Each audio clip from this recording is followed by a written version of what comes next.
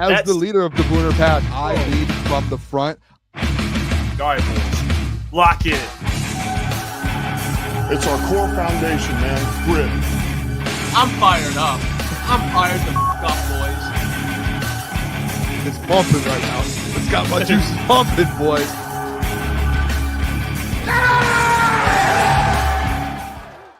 Welcome to Crunch Time Sports with Jeff and Booner. It's Wednesday, July 30th. We are back. Training camp was the last 2 days. We covered it all on Crunch Time Sports. If you didn't get a chance to watch it, that's on you. You know, you can go back and watch our thoughts on both live shows, and we posted videos. Today we have the Doc joining, so we'll get the Doc's opinion. He was there every day. All right, he was there every day. We got to talk to Nolan Bianchi. He gave us his insight. That video is up on our YouTube, but the Doc will be joining today. We'll get a full hour with him, over an hour. We'll even maybe talk a little Tigers with him at the end, too, so it'll be good. Yeah. We got a packed show today. We got the Doc. We got Fox Sports Power Rankings, which is a little questionable. And then JMO said something about the offense. And I don't know exactly what network he said it on. It was on NFL, probably. Yeah, it was. Yeah. So we'll get to his comments about the offense. But pack show today, Boom. Pack show. Yeah, I'm pumped up. I can't wait. There's a lot of things going on, and you know what I love? I love to have the Doc on, especially when it's during training camp week. And they're about to, and I think the Doc's actually heading to Canton, Ohio tomorrow. I could be wrong, but I believe he said he was actually going there.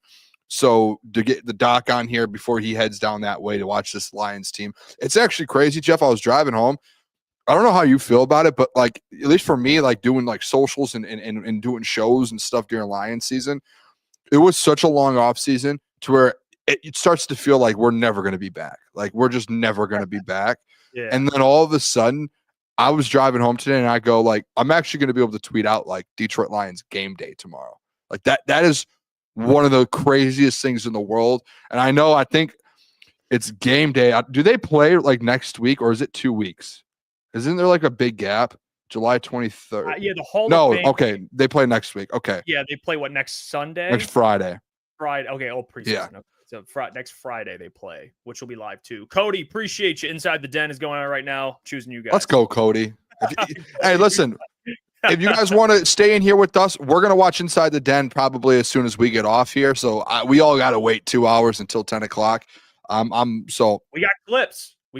I'm going to play. They've released a couple fun clips here and there. So maybe we could play a couple here so that people get a little teaser and then at 10 o'clock can go watch the full thing. So I have Isaac Tesla. I have Tate Ratledge. So I want to play this Isaac Tesla one because it was this one's it's insane. awesome. So let's play this clip. And I actually haven't seen this yet, so the first time. And it's from a 313 number. And I'm like, what's going on? Because Detroit's not on the board right now. Isaac, hey, it's Brad Holmes, the GM of Detroit Lions. How you doing, man? How's it going? Man, hop in that Uber and get over here, man. We're about to pick you right here. You ready to be a Lion? Are you ready to be a Lion? Yes, sir. I think he was just kind of shocked that he was getting a call from his favorite team growing up, and I felt like he was kind of at a loss of words. Isaac, hey man, excited to get you on board. That visit, it was big. It was big, and your tape speaks for itself. So, I appreciate it, Coach. you ready to go or what? Absolutely. Let's do it. I'm excited. I don't even remember a word that they said to me because I was just so in shock when I got that phone call. Obviously, what are the chances that, my hometown team, the team I've been following since I was a kid, is calling me to draft me right now, and I get to talk to the GM, the head coach, Mrs. Ford. Hey, Isaac. Thank you, Mrs. Ford. Oh, they knew right away. I didn't hear a word that Mrs. Ford said. Right when they heard that, the house just blew up when they figured out who I was talking to on the phone.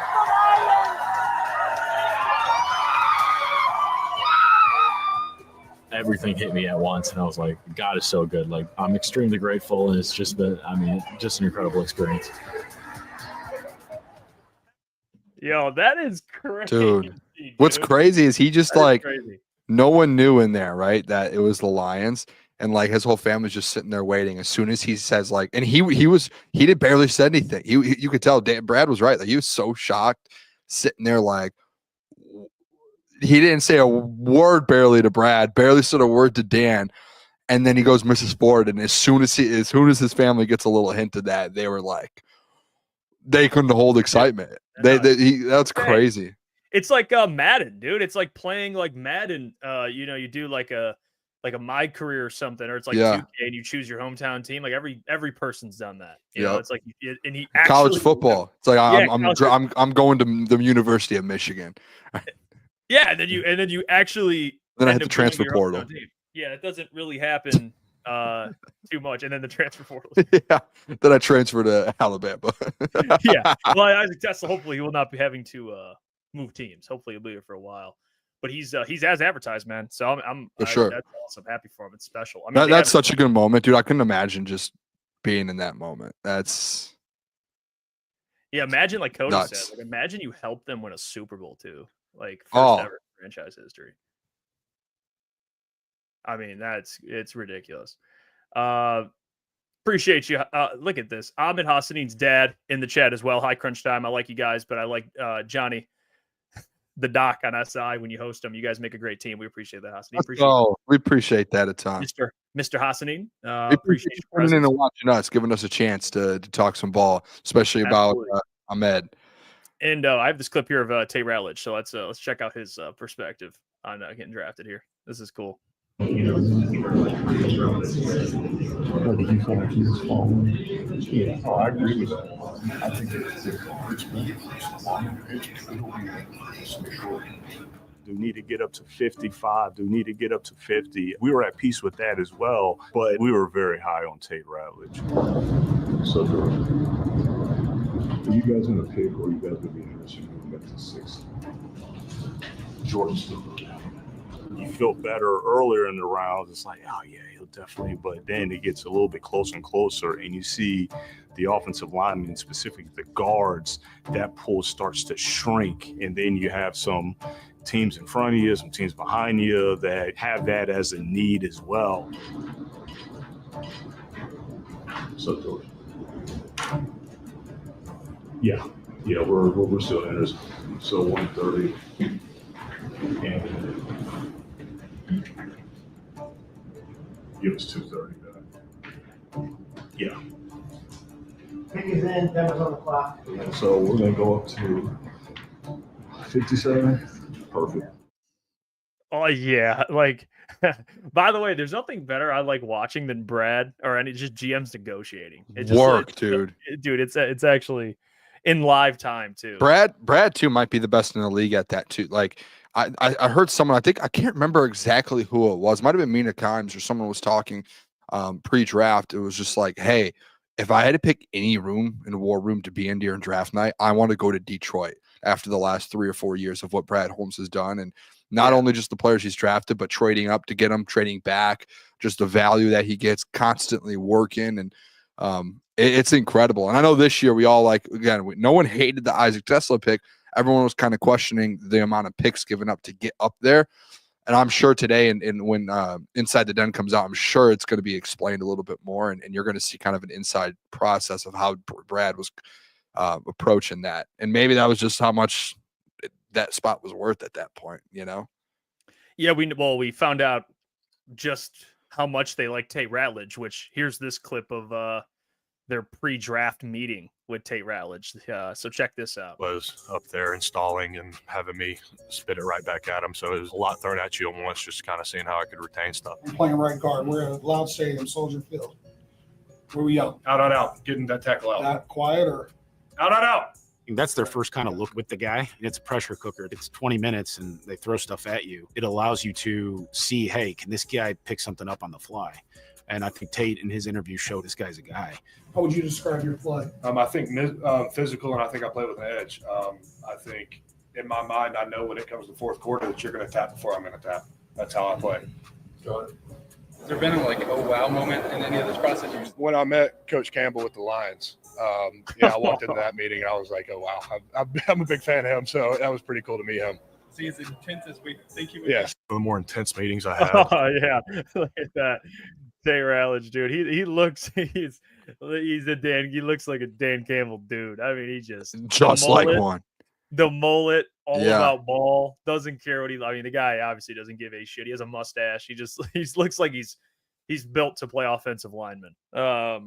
Which he just does. He just looks like these guys they draft, and you notice a common theme. They just love ball. Like Tyreek, Isaac, Tate Ratledge, Ahmed, Miles Frazier. We haven't really got to see really know about Miles Frazier, but I would assume he's the same way. Yeah, these dudes just love ball, man. You know, he's Tate's an interesting dude. He just looks. I mean, he's a funny looking dude, man. He just is. They've drafted similar players and similar styles of like mindset and just dudes that are just absolute dogs. Like, do you remember when like Jameer, when they released the meeting with him, they released the meeting with Jack Campbell? Like every single guy, every time they release a meeting with that, you're like, now I see why they drafted him. Like these guys are just, they're just dudes that love the game. And they're just like, football guys. Those are football guys who I just want to play ball, man. Like that's all I care about in life is just playing ball. I love the game.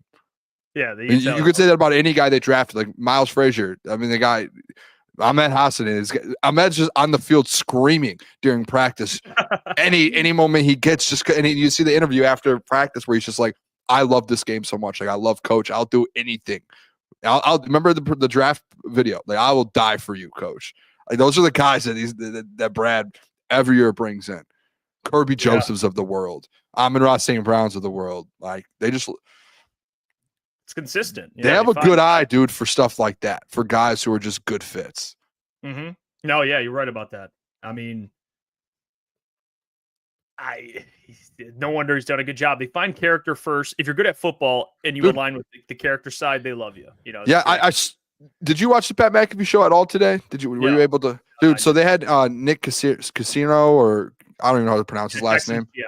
Yes, Texas GM, fellow Italian. They had him on though today, and they actually asked him. This was a good question, Jeff. Like you bring 90 guys in the building to start camp, right? Like you have 90 players, and you end up with, and he mentioned it, you end up with 53. You end up with about 70 guys at the end of it with practice squad. And Pat and them asked a good question. Like when you're trying to build a culture, like how hard is it to find that many dudes who have the same vision and get along and want the same, have the same mindset of like, I just want to work. And like, cause it's so easy probably to find dudes that just don't, you see them all the time in the NFL, guys who just really are bad character dudes or just not good teammates. And he was like, it's hard, but you have to just keep pushing and try and do your best evaluation. Brad Holmes has perfected it. He has perfected somehow, some way, just always bringing the right dudes in. There's been maybe one or two guys on the roster the last 3 or 4 years where you were like, no, probably not a good fit. And guess what? They were off the team within months, and it was like quick. So it's like they've been very good at evaluating not the talent, but like the culture and the mindset of guys and what these dudes are about. Very good at that. That's something that Brad probably people don't talk about enough. Well, that's why you need to have an elite head coach GM relationship for that communication. You got to be like Dan would see these guys in practice. He knows. So if there's someone that has character concerns, Dan would have a better idea than Brad Holmes. Well, I'm like a day-to-day basis. So when they make those decisions and cut players, that's why Dan and Brad are in lockstep. So Dan can be like, hey, this guy just, like if we're going to cut a guy, like here's, my opinion on this player. It's kind of like, remember John Morton went in for Craig Reynolds at one time? I think that one clip, he was like arguing why they shouldn't cut Craig Reynolds. Like the coaches really have a big input in that, I think. And Brad obviously he makes the final decision, but it's hard for Brad to know these players personally, every single one of them, and as much as the coaches. So they got a great relationship with that. But I did see this floating around too. Fox Sports put out their 2025 NFL Power Rankings. This is via Ralph of Vacciano. Disappointing coming from an Italian, man. Okay, so this is just, it's embarrassing. Here's his power ranking list. So he has the Eagles at number 1. Okay, fine. He has the Baltimore Ravens at 2. Chiefs at 3. Oh, okay. Bills at 4. Oh, hold on. Packers at 5. Oh, no, there's more. Steelers. Jeez, I didn't even see the Steelers there earlier. Yeah, I mean, Green Bay is one thing. The Steelers at 6. 7 Commanders, 8 Bengals. Oh, and then there's the Lions at 9. In the Bucks at 11. I don't think that's bad. Broncos I think at 16 behind Bucks the is fine. Cardinals. I would take the Bucks over Oh, I thought you were saying Bucks were too low. Yeah, or no, too high. Yes, they're too low. I agree. Low, yeah, too low. The Broncos are too low. Like the Cardinals at 14. Like it's crazy. The Rams at 12. Like the 49ers at 18 behind the Bears is ridiculous as well. The 49ers at 18. Like what are you? Behind the Bears. I mean, what are we doing? Who is he? What is Ralph smoking here? I don't. Same thing as Pete Prisco, apparently. Yeah, this Lions thing, it's like I don't understand like in the argument to where you can say that the Steelers, Packers, maybe Commanders if you want to say last year, whatever. Whatever. I disagree, but whatever. Bengals are better. Like the Lions are a top 5 team in the league. It's not even a debate. So I don't know. I think the Rams should be higher, Bucks should be higher, Broncos should be higher, 49ers should be higher, and the Lions should be significantly higher. Drop the Steelers, drop the Packers, and I think we're working with something here. Yep. So, come on, Fox Sports. What are we doing here? Cody says Bucks are better than 5, 6, 7, and 8. Yeah. Yep. I would agree with that. Maybe you can argue Commanders, but other than that, no. They are better than all those other teams. Xavier says this team is deeper than Lily Phillips. That's a egregious comment. Xavier D. ARF Steelers is just delusional disrespect. Yeah, that's insane. How could you think the Steelers with a 40-year-old Aaron Rodgers is better? 6 is crazy. Yeah, that What weapons do they have, too? Mike says he must be assuming this because of the schedule and loss of OC and DC. It's Who actually cares? Hey, Mike. It's funny you bring that up. So JMO actually said this about crazy. The offense. All right, and it does relate to what Mike just said. So JMO spoke about the offense, right? He was on NFL. I think it is NFL Network. Pretty sure. Yeah, NFL Network. He was asked about the offense. John Morton.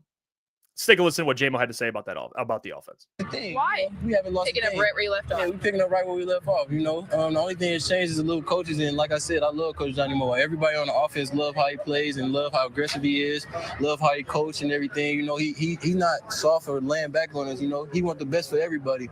So you know, if you mess up, he gonna get on you. You know, so you know, I think we got the same, you know, it's the same for us. We just got to go finish what we started at the beginning of the season. Sweet. Well, we appreciate it. All right. So, JMO, fully confident with the offense. He said, we haven't lost a thing. We're picking up right where we left off. He was asked about having the number 1 offense in the league. And he feels very confident they're going to have the number 1 offense in the league. Yeah. And I was actually thinking about this, and I know we've had this conversation. I think they're going to be probably like a top 5 to 7 offense, probably in that range, which is very good.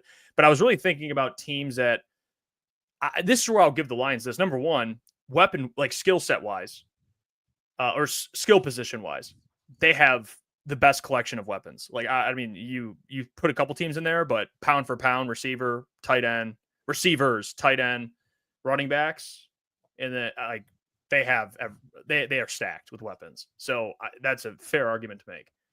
The other thing is when you look at other teams in the NFL, the only teams that I could say would compete, like I'm just saying on paper, I would say I think the Ravens with Lamar and Derrick Henry are always going to have a top offense, and then they have pretty good receivers, Mark Andrews.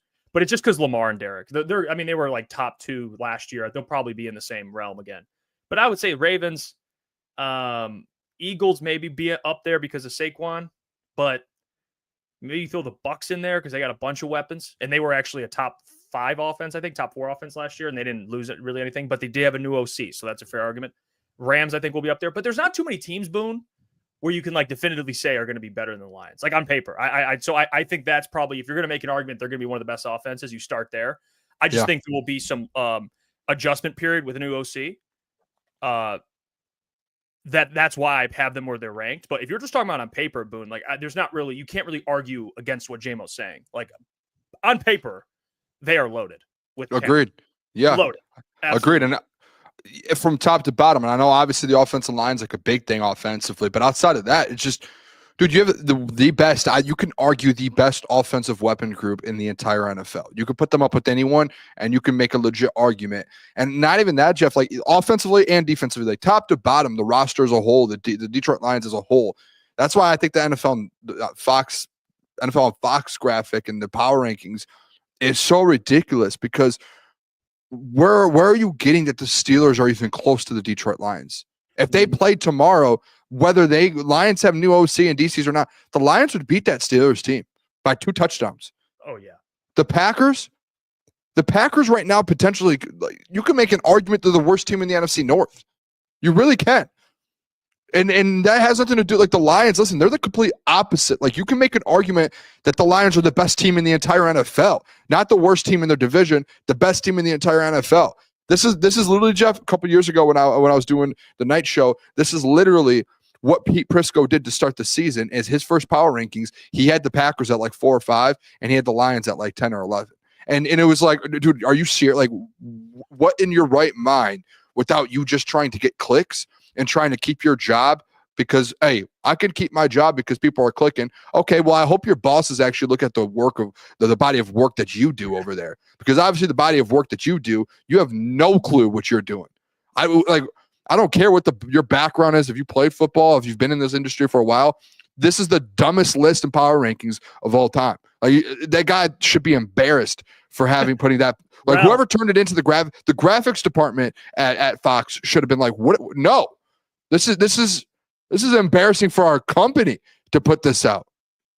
This is ridiculous. How do you have a job and I'm doing graphics? Let me talk ball. That's what I would say if I'm the graphic guy.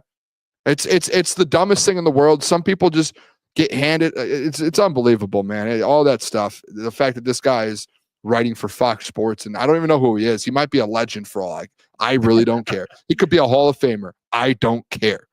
This is the worst. We have seen a lot of lists and this is the worst single piece of content and graphic that I have seen since I started in this industry. It might be the worst list in the history of lists. It's embarrassing. That guy should be embarrassed. He should never be allowed to talk football again.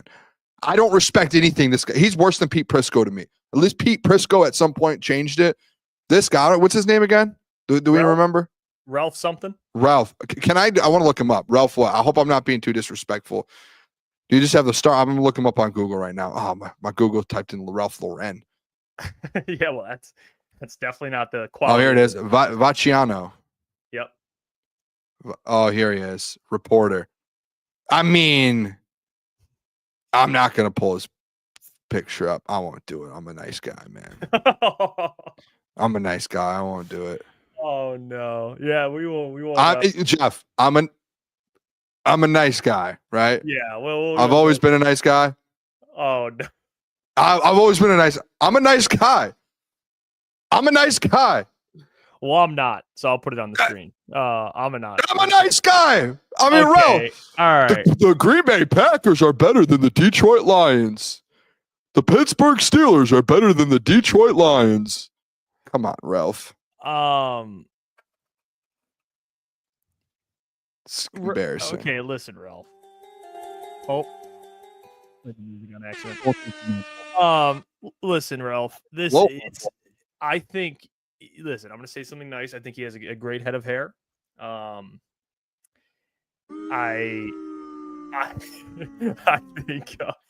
think Ralph needs to just dial in with the football takes. I think he just needs to dial in. Lukas, that is foul. That is foul. Lucas says, "Don't let him near a school zone."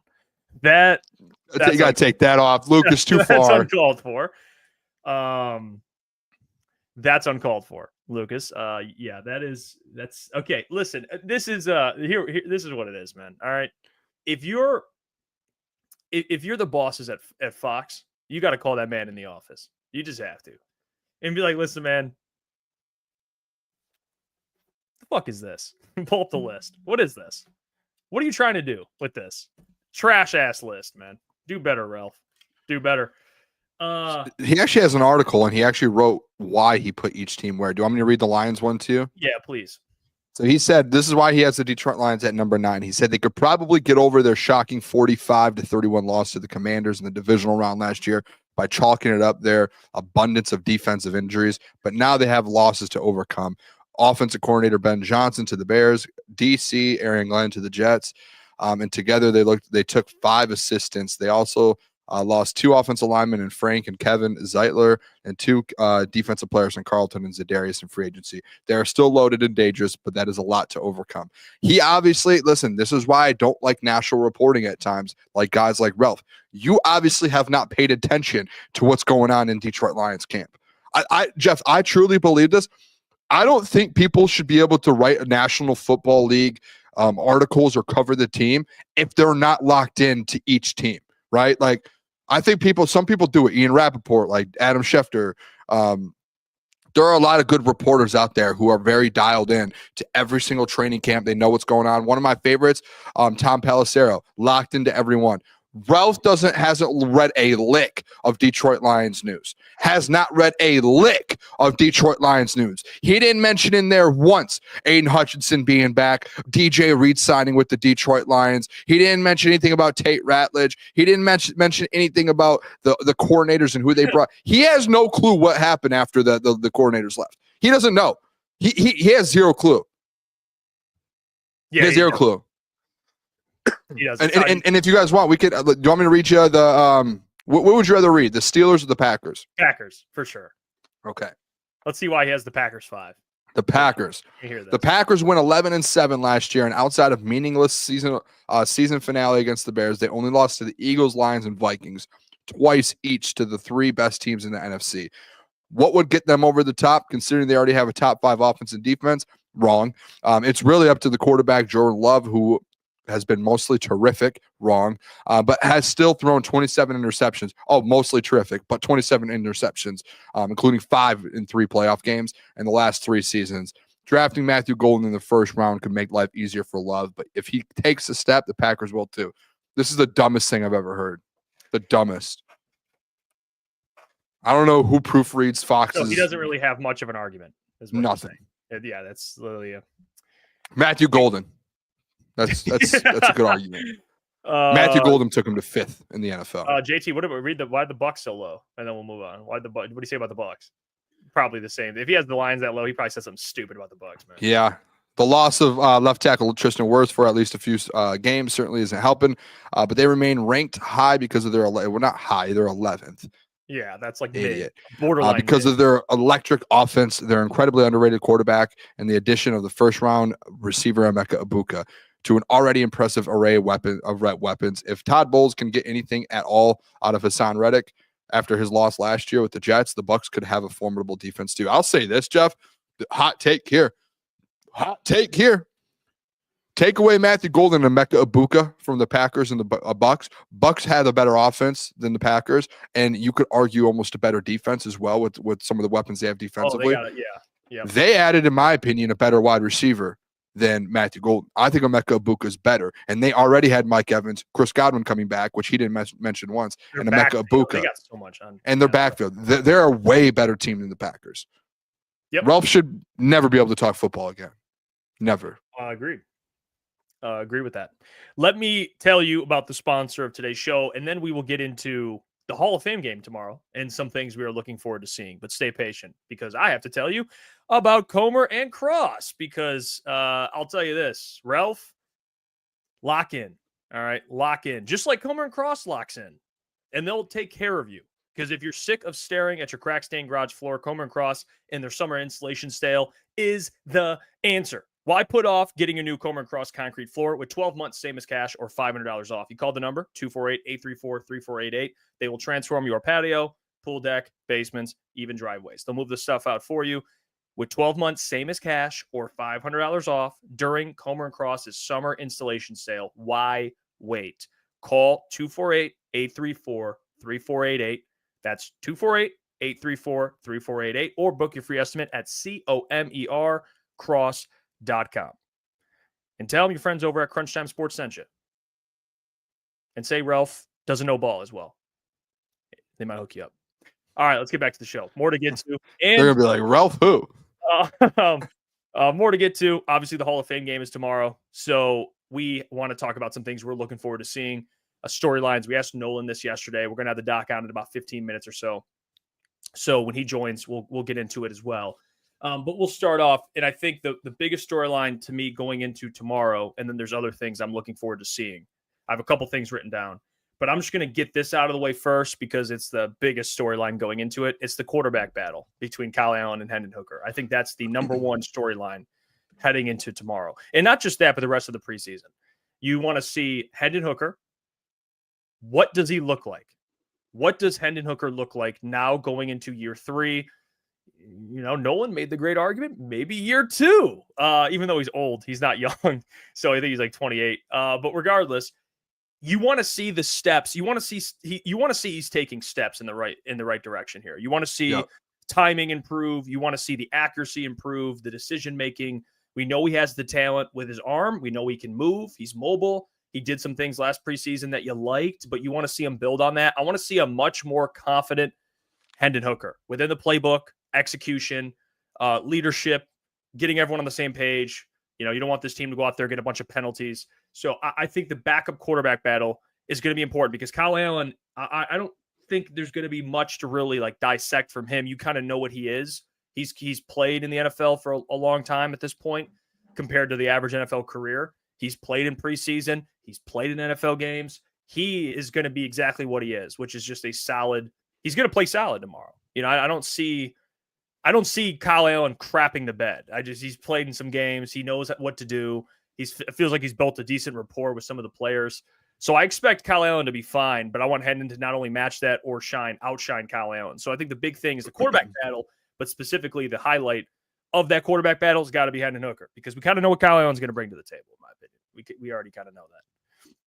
Yeah, I think that's spot on. I think the number one thing is going to be this quarterback situation. That's probably going to be the buzz of town.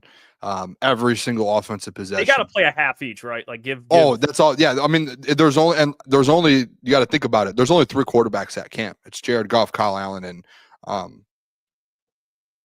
okay, sorry. I just saw I got an alert.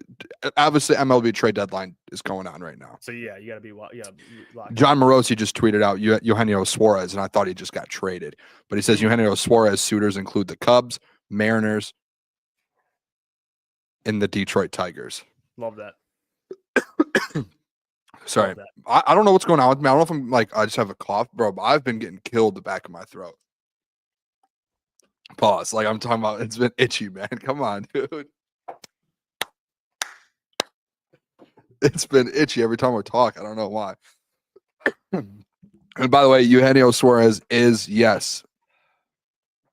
Eugenio Suarez is good to go. All right, good. That's good. But again, back to the point. Yeah, let's back to the original point was there's only 3 quarterbacks in camp. Jared Goff will not play. Jared Goff will not play. It is going to be one half of Kyle Allen and one half of Hendon Hooker. I think all of Detroit's going to be dialed into those 2 guys right there. If I had to say anything else outside of those, that it's like a similar one, Jeff, I truly believe that this Detroit Lions defensive line. Yeah, I know people are like, well, these are backups. Man, the only players, and let me just name this depth chart for you guys and give you guys an idea of what we saw at camp. Obviously, Hutch isn't going to play. Aleem's out. DJ Reader will not play. I'm guessing Marcus Davenport will not play. Josh Pascal's out, and who knows for how long. But Kai Wingo out, who knows for how long. And Ty Leak will not play. So that leaves there are dudes who, Jeff, are going to get run during the regular season that are going to be competing for a job for those final spots, right, in that defensive line room. AQM, we saw him at camp. He looked really good in that scrimmage. Roy Lopez, we saw him getting first-team reps at times going in and out. I bet you he's going to get a little bit of run. Big one, the rookie, Ahmed Hassanin. We want to see what he looks like, right? Why am I trying to blame Cooper's first name? Keith Cooper. He's going to get a lot of run as well. Nate Lynn. They love Nate Lynn. He got hurt last year in the preseason or the first couple weeks. He's back. He's ready to go. We saw him at camp. Looks good. Pat O'Connor. Pat O'Connor's a one that you need to watch. I know Broderick Martin, people really don't care about him, but he's getting a run. But I think this D-line, man, I know as much as people are like, I don't care about preseason, these guys are fighting for a couple spots in that D-line. And I think that's an important piece. If you don't bring Sedarius back, you need depth there. You really do. And you need to see if some of these defensive linemen in the preseason shine. And actually, Dan Campbell brought it up in the press conference on Monday, Jeff, or Tuesday when we were there, where he had brought up like they had the conversation about quarterbacks, and then he literally brought up he goes, it's the same thing for the edge group. I think actually someone asked him something similar, and he goes, same thing for the edge group. Like there are so many opportunities for a lot of these guys, and we have a bunch of dudes in that room, and we have a lot of guys that are competing for a job, and they are all looking really, really good. So you have to go into that thinking, you have to go into it thinking like there's battles going on in there. Like Ahmed's getting second team snaps. You have to think there's guys behind him, AQM and different guys. They're like, I want that spot, and Ahmed's like, I want to keep this spot. So there's going to be a battle, man. And we saw Pat O'Connor look really good in the scrimmage. Like those guys, Nate Lynn looks good. These guys look good. I think there's a lot of guys on the defensive line that are kind of in the same tier. That's why that's probably the position group that I'm curious when it comes to cuts, how they do that. Because there's a lot of guys in like the same bubble. Like it's going to come down to like picking favorites essentially. It's like, who do you want to stay? Because they're going to cut some players that'll get picked up. They got good depth there. Like Pat O'Connor, I don't think he's going to. That's the guy they like. He played last year. But you mentioned all the names. Like I think Pat's going to play tomorrow. Yeah, there's a chance he could. I'm not saying he will. Yeah, because he has game action too. If he does, I wouldn't be. If he does, I wouldn't be shocked. If he doesn't, I wouldn't be shocked because they like him. But we'll see. They got to field guys out there. And I think Ahmed Hassanin's got to be the biggest, like on the D line. Like you want to see this dude in game action, NFL game action. It'll be his first time playing in an NFL structured game. Is there anyone else defensively more than you want to? I want to see. Ahmed might be my number one defensively that I want to see play tomorrow. I was going to bring up Keith Cooper, actually. I think Keith's good, but you drafted Ahmed. So it's for me, like, I want to see him. You're right. And you're right. That's why I would put him one. But I think Keith Cooper for me is more just like it's like a personal thing. I just want to see him on display a little bit because they've been hyping him up. I just want to see him out there, see kind of what he looks like in that type of environment. That he's gotten a lot of praise in camp. So I want to see him out there now. That's kind of, not that he's like, watch out. Could he be I know someone said this before. It's like, well, they got, Zadarius Smith. Well, they got Keith Cooper coming in. It's like Keith Cooper's a UDFA, who I'm not expecting much from, but now I'm interested. He'll have game action. On the defense specifically, I do want to see the safeties as well, because that's been a common battle in camp is that they got all these guys at safety. I mean, we talked about Hallett, who plays nickel, Hallett the second. They obviously have Dan Jackson as well. They have Lauren Strickland, and he was playing a lot as well. This last week, he was playing a lot as well. They just have these group Rocky of guys. Sin. Oh, you're talking safeties. Sorry. Yeah, which Maddox won't play, but he's in that safety room. Maurice Norris, man. Yeah, Maurice. Yep, Norris. So they have a collection of guys at safety that I'm curious to see, and you'll get your guy out there too, Isaac Ukwu at edge. So he'll be. I didn't notice him much at camp. I don't know if that was. I didn't really either, to be honest. I don't know if he's not out there or if he's just. I don't know what's going on. I just didn't notice him. So I think the safety room you definitely want to pay attention to because besides Brian and Kirby and maybe Maddox, they don't really have. There's guys that are just competing. Ian Kennelly. I forgot to bring Grand Valley State. He's a safety. So they have a good collection of safeties. I don't want to say good. They have a lot of safeties. I don't know how good these guys are, but a lot of safeties. So that'll be competitive. I do. This is just another personal thing because I think the offensive line you have to bring up. You kind of already mentioned that. You have to look at this offensive line depth. Like Giovanni Manu, you want to see him in a game. You know what I mean? I want to see Giovanni Manu in a game.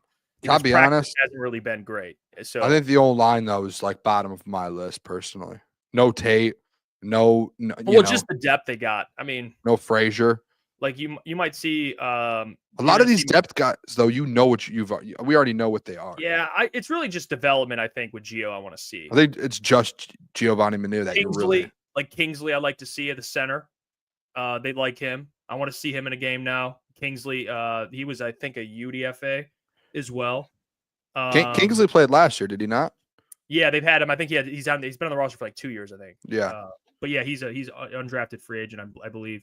So yeah, the offensive line depth you want to mention, probably I'm talking Giovanni Manu, Kingsley, those two guys.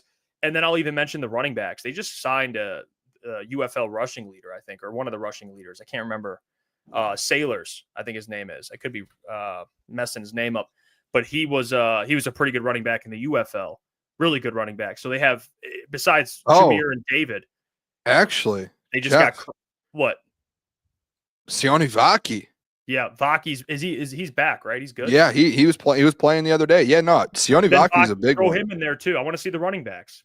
Yeah, for sure. Because besides Craig, he's the only guy that they like. He's kind of he's going to make the roster. You would assume. So everyone else essentially, like Vaki. Yeah. I don't know if Vaki's playing. I would assume he would be playing for sure. He's fighting for a spot. I mean, Vaki is 100% playing. Last year he played a lot. He's in the same position as he was last year. He's probably RB4 and he's probably locked up to be that last running back. So all these other guys are probably fighting for a practice squad.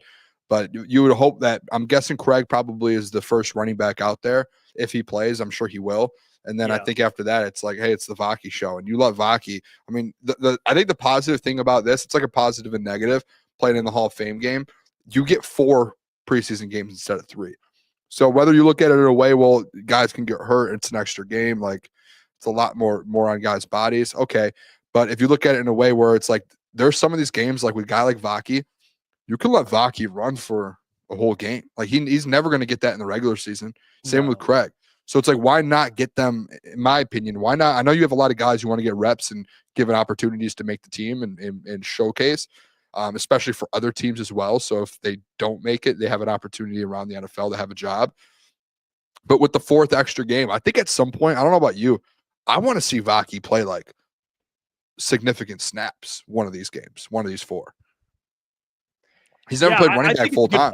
I think it's a good point because he's not going to get that type of run in the regular season. I mean, God forbid anything happens, but it's most likely not going to happen. If Greg plays, he'll take snaps too. So yeah, give him the rock, man. We saw last preseason. Remember that last preseason he hit some guy with a nasty juke move in the preseason. Like, he looked good in the preseason. Yeah, so they gotta. I would just give him the football a little bit. And they keep talking. They're like, he's never, like Dan's like, he's still developing. He's never played running back full time. I don't know if Zach Cunningham will. He's like a vet. He might play. I think there is. Maybe he will. I wouldn't mind that. He's looked. By the way, let him get some run. Jay Carew said, did they get the extra preseason game instead of joint practice this year? No, they actually. What's crazy is last year they had 3 games and 1 joint practice. This year they have 4 preseason games and they have 2 joint practices. I believe it's the Dolphins, and is it the Texans, Jeff? Yeah, Texans. Yep, it's the Texans, and we will actually be at both of them. We have tickets to both, so it's you have 2 joint practices with 2 different teams, and you have 4 total preseason games instead of the 3. So they're going to be able to get a lot of work in this preseason. You're going to get a good feel for guys. The Chargers are going to have Trey Lance starting. Did you see that? I did. Yeah. We were talking about yesterday quarterback busts from that draft and 2021 Trey Lance. The arc of Trey Lance has been, I mean, it's 49ers, Cowboys. Remember Chargers. The hype of him though, man? I like Trey Lance a lot. I was excited. I thought for the 49ers, it was like, oh, Kyle Shanahan's going to make this guy like even better. And then he just stunk. I mean, Kyle Shanahan couldn't even save him. So it's always tough though, coming from not playing at that high of a level. Well, that was the same school Carson Wentz. But then what happened to Carson Wentz after he got hurt? Well, yeah, before that he was MVP. He was MVP. 1 year. Yeah, but yeah, then after he got, I just think if Carson Wentz never had that year, I don't think Trey Lance would have been as hyped up. Yeah, Carson Wentz was like an outlier. So I don't know how that's going to go, but yeah, I think those are pretty much all the main things. I'm trying to think if we forgot anything else. D-line, O-line, maybe corners. I mean, I wonder who they'll throw. I mean, I guess you'll have like Rocky Sin will probably start. Yeah, you'll probably have Rocky Sin out there at corner. Is Ennis healthy to play? Yeah, he is. He was in practice. I don't know how much he was in the scrimmage. I would play him. I mean, I agree a little bit here. Give him some run.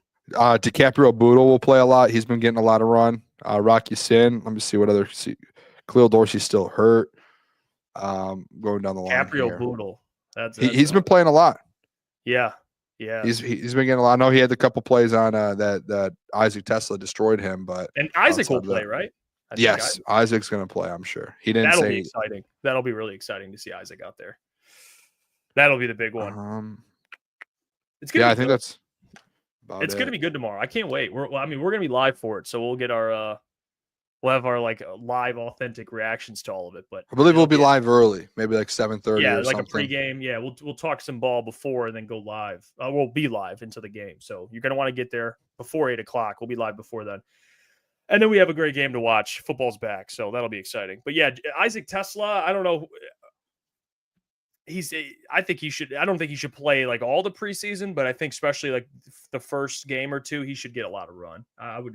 Ennis too. Those guys you kind of shut down after like a game or two, but I don't think they don't have to play the whole time. You're probably playing like guys that need to make the roster. Like Keith Cooper should play like every game, or the safeties that you're competing should play like every game, pretty much. Yeah, like guys that need to make the roster essentially.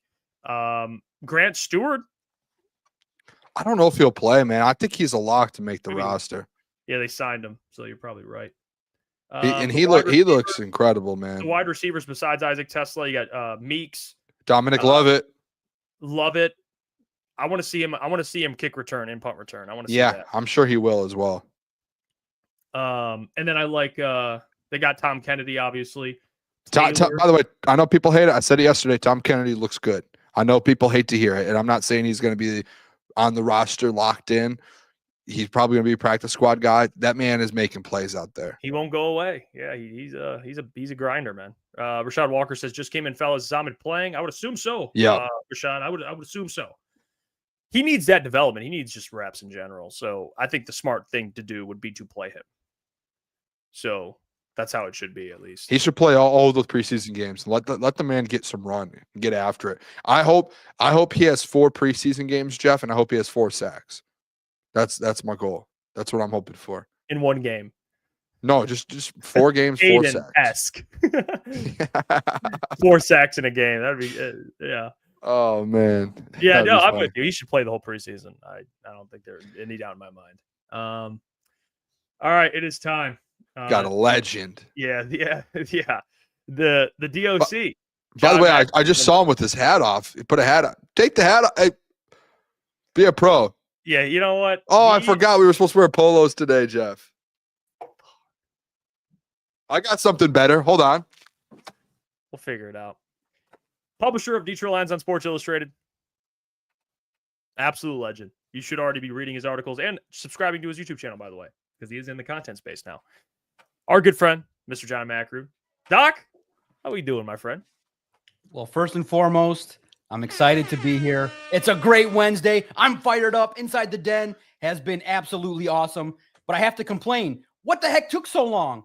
I feel like I need this thing to be 3 hours long. I'm fired up. Hassan telling Dan Campbell, I'm going to die for you on the field. The love that Dan Campbell has for Tesla. I'm fired up, baby. It's nice to see the inside scoop about the Lions and their draft picks. And it just goes to show you, if Brad Holmes loves you, he loves you.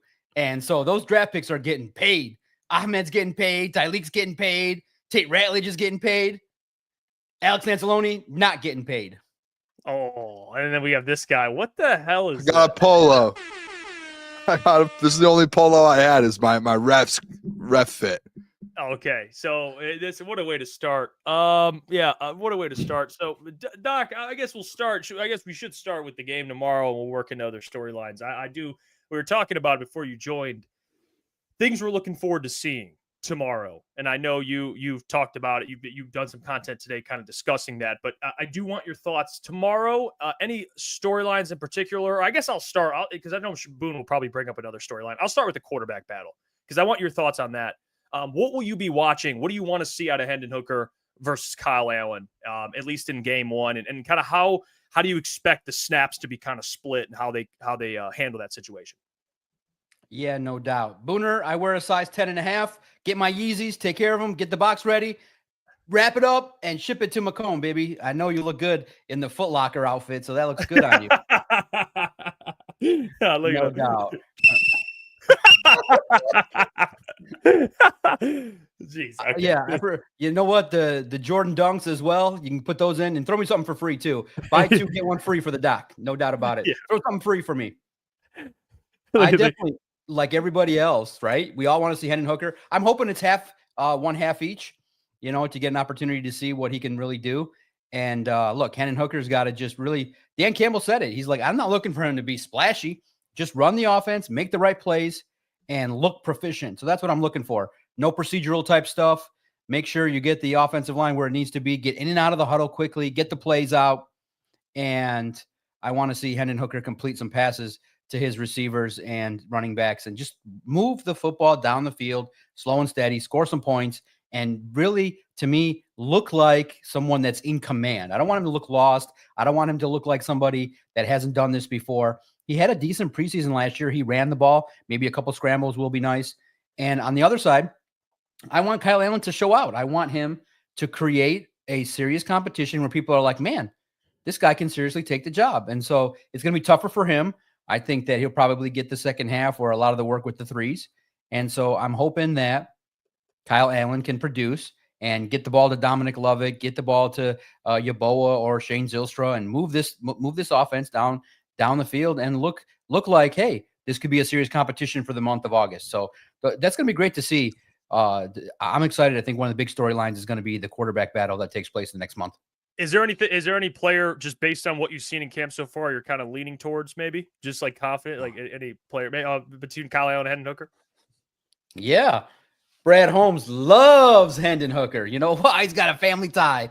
So he's a draft pick. They scouted him. They feel like he fits the mold. So I think all the love goes to the player that's drafted by the organization. That's how it tends to go. And I think that Hendon Hooker just needs someone to push him. I think Kyle Allen will do it. I think the competition, seriously, when you're Hendon Hooker, you're like, oh man, they're bringing in somebody that has a lot of backup experience that was with the Pittsburgh Steelers. And so that's a message sent. And really the clear message was sent to Hendon last year. It was, hey, even though they're friendly and Hendon Hooker has mentored and Hendon Hooker has been mentored by Teddy Bridgewater, when a team goes out to get somebody that's coaching football and hasn't been there and they trust him a little bit more than you should be offended by that. And so I hope he comes in and really showcases what he's about. He's mobile. I think he's accurate. And I do think that John Morton should once or twice unlock and let's see what he's got in the chamber, toss a deep ball maybe to Tesla. As we saw in the highlights, Tesla's like right into the camera, right into the video. He's like, I went through college and had no drops. Throw me the ball, catch it. We've seen that in so far training camp. So let's see it out there against the Chargers too. Doc, I want to ask you, outside of just the quarterback battle, this guy looks ridiculous. I know. I'll change in a sec after my question. Outside of the quarterback battle, Doc, what's the next big kind of storyline or player that you're looking at that you have your eye on? Because I know for a lot of people, you've been in camp and you've been able to see a lot of these guys. You probably have a better feel on who's going to actually be playing tomorrow in the biggest storyline. So outside of the quarterback 2 battle, what are you going to be looking into, and what should the people be? What position groups should the people be looking at? Absolutely. And so I know we were joking around about you looking like you work at Foot Locker, but no, guys. Actually, Booner was telling me, we were texting, he's trying to be a WNBA ref. He definitely is interested in covering women's basketball. He feels that's his I will keep the courts clean. If you know what's going on recently, I will keep the courts clean. Were you the guy that threw the dildo on the court? No, again, what I'm saying, Jeff, I will keep the courts clean. I will make sure we're removing everything off the courts. I'll keep the courts clean, all right? That's fair. Good. Yeah, absolutely. Booner, can you go get the guy throwing the dildo? That would be a wonderful assignment. Booner's like, man, I got to do anything to work in sports. Booner is the dildo cleaning up ref in the WNBA. What a job. What a great thing to put on your resume. In it, Doc. He specializes in it. Oh, man. That's great. Great stuff. Look, first and foremost, the rookies we all want to see. And so we're not going to see probably Tate Ratledge and Tyreek Williams. They're important. So it's the Ahmed Hassanin show in Tesla.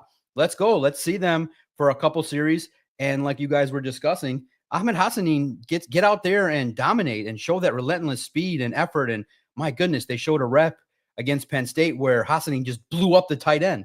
And I'm like, oh my gosh, I'm going to go watch some film. I'm going to watch Hassanin film more, Tesla film even more after this. I'm going to watch the Inside the Den one more time. That's how awesome it is. I want to see the young rookies get after it. Dan Jackson to get after it. And then I think the next biggest battle that we're probably going to see at training camp over the next couple of weeks is safety. I think there's a lot of depth behind Dan Jackson and Kirby Joseph. There's Avonte Maddox. You got Ian Kennelly. You have a lot of potential there in regards to the safeties to get after it and to make plays. I think the competition for those 1 or 2 spots is going to be ferocious, and it starts against the Chargers. And really, the other thing I'm looking for that I know may not produce a lot of fruitful effort, but there's going to be something that is going to be worthwhile to evaluate. Does Giovanni Manu and Broderick Martin do anything?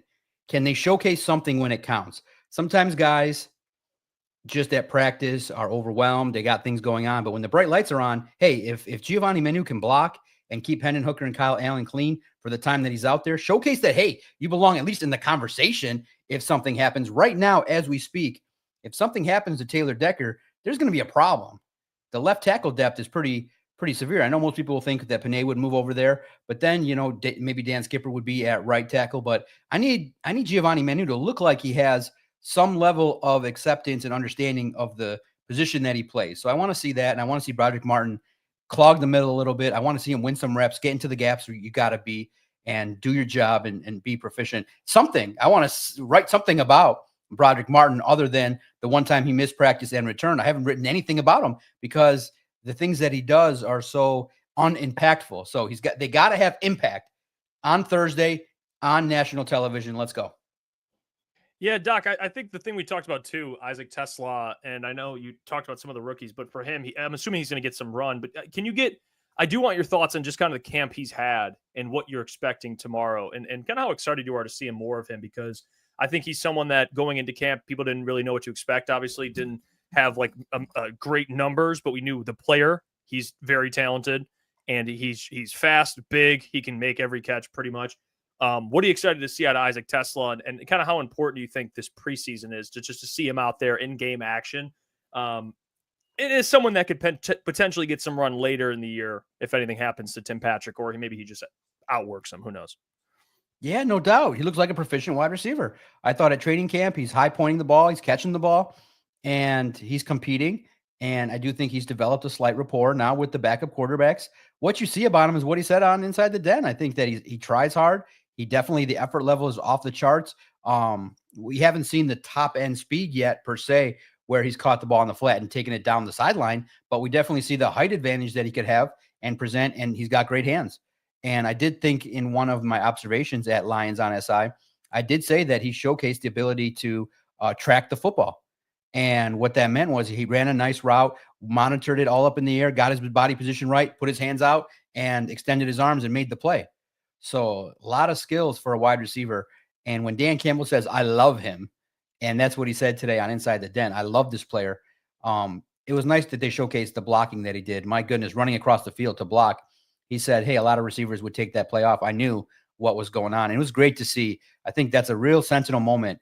And it's not lost on me that in the past, when the Lions ownership would call, you'd see kind of players react and really kind of be professional about it. Now, these last couple years, these players are having emotional, especially for Tesla, seeing him wear the Lions uniform in the building for his meeting, seeing the fact that he held it all in, he was in shock. And then when Sheila Hemp calls him and says, hey, thank you, Mrs. Ford, his whole party erupted. The passion and loyalty that he has to the organization will make him somebody that I think the fan base is going to fall in love with. And he's got an attachment to grow and learn and try his absolute best. So this is great to see now. It's just great to reinforce that players want to be here. Tyleek Williams said it. Hey, it's a good football team that has a chance to win. I talked to Rock Ya-Sin, and he said the reason why he signed here is he feels like this organization is on the right track to win big things. So these are just great things to hear, and something that I don't take for granted, because in years past, it was just a place to collect a paycheck. And now in these draft videos, you got guys that are like, man, who impressed you, Tate Ratledge, at your pro day? Man, Dan Campbell, I was impressed by him. Right there on footage for the whole world to see. It's great to see. I think Tesla is going to have, probably a couple catches, extend the chains a little bit, and get after it. I just want to see his gritty competitiveness on Thursday. Love that, Doc. Whoa, this is loud. All right, can you guys hear me now? Yeah, what the hell are you wearing? I mean, I'm ready for football. That's what this is. You look like a Viking. I mean, I am. I'm not we don't like the Vikings. I'm a Lion. I'm a Lion, Jeff. Doc, I want to ask you about John Morton. We actually got to see the scrimmage on Tuesday. The offense, the first couple possessions, it was really like the first 4 or 5 possessions looked a little bit slow. And obviously didn't get many points until the second half. What are your thoughts on the whole John Morton situation so far? Do you think it's working out? You get to see him interacting with the players on the field offensively and Jared Goff. Do you think it's going to take a little bit, and I'm saying a little bit, I don't mean preseason, I mean a couple weeks into the regular season for them to really get this thing rolling? Okay, this might be the portion of the show that goes off the rails. Booner, is this the Brokeback Mountain Booner? Oh, my. What is this about, Doc? I can't have a normal quote. Are you trying to recruit Christian Wilkins to Detroit? Is that what you're doing? And you're just trying to get to the opportunity to showcase you in the flannel? Doc, get your mind out of the gutter. What are we doing Chris, here, you said man? Christian Wilkins. Give him a kiss on the head, huh? Come on, Boone. This is a nice. I wear this during the winter time. It's at the office here, from last winter. All right, you guys don't like my jacket? This is a nice jacket. I got a DM. Christian Wilkins loves what you're wearing, man. He says you look fine. Oh, he really. All right, and you know what, Doc? You better not wear anything questionable in your life, huh? I'll get you. Don't worry. No, Doc's already wore questionable. He showed up in the Run DMC outfit on 2 weeks. Absolutely. No, he did. Listen, yeah. Listen. He's got it. He's got his 3/4 length jorts. He's good to go.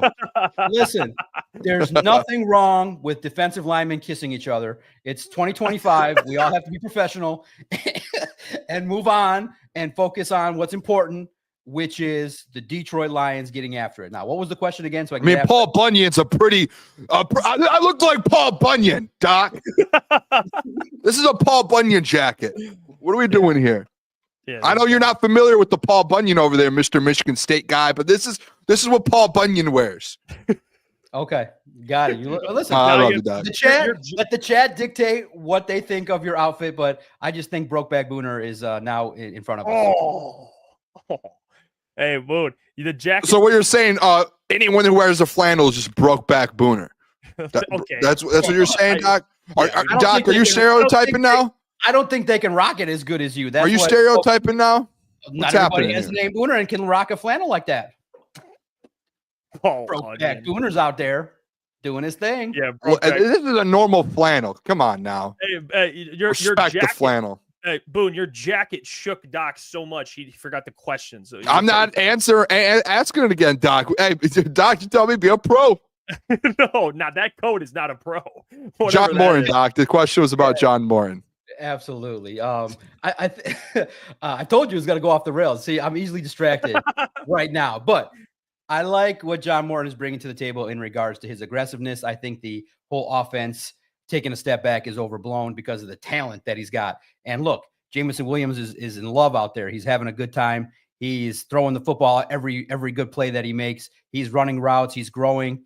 And Amon-Ra's doing his thing. The tight ends look good. Now, collectively, I think that the new offensive line might be just having a little bit of struggles dealing with the ferociousness of DJ Reader and Tyleik Williams, and things got discombobulated at the scrimmage because the offense looked horrible. But that's kind of how it's been the last couple of years in Detroit. The defense has kind of always been ahead, and I just have been raving about how the defense has played. John Morton, I think, is going to clearly do what makes this offense purr, which is hand the ball off to Jahmyr Gibbs and David Montgomery, run and take advantage of your strength and find the open lanes with Penei Sewell and maybe even behind Christian Mahogany, because he's probably having one of the best camps out there.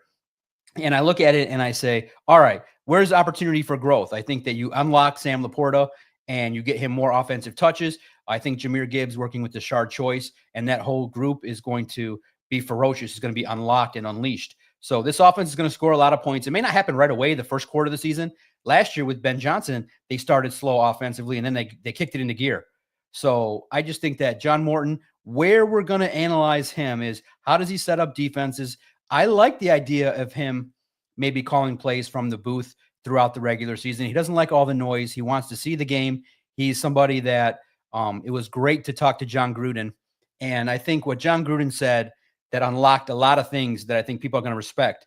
He said that I thought I was crazy. They said, Morton's crazy. He's going to live in Allen Park and game plan. And Morton said, I love thinking about ways to exploit defenses. I love game planning. That's the aspect I like, is when I'm alone watching film, handling business, figuring it out, and trying to put together the best game plan for these guys to compete. John Morton, I think, will be fine. And this offense is going to be just fine. Just fine. I think that the Dan Campbell would not have gone out and brought him here from Denver if he thought he was going to take a huge step back with this offense. Yeah, I think, the defense, you mentioned it. We were able to watch the scrimmage. We got to talk to you, Doc. He came right up into the section. The man of the people. He came up, hung out with me and Boone. He was humble enough to give us his time.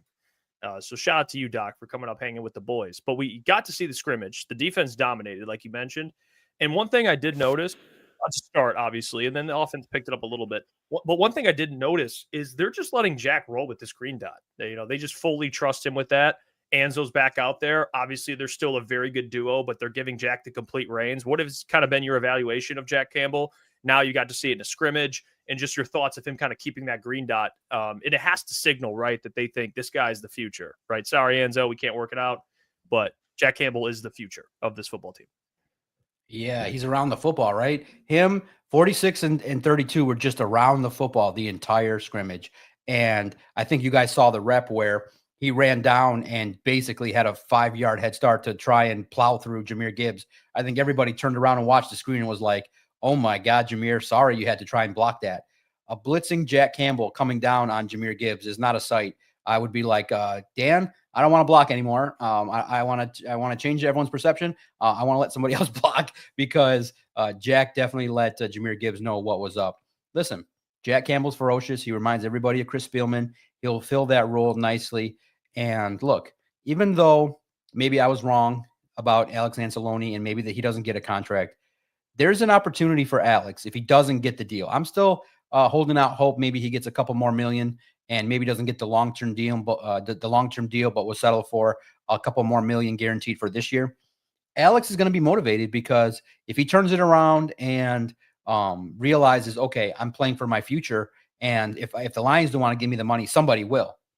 And so I think Alex Anzalone will be motivated and take it personally and play pissed off this year.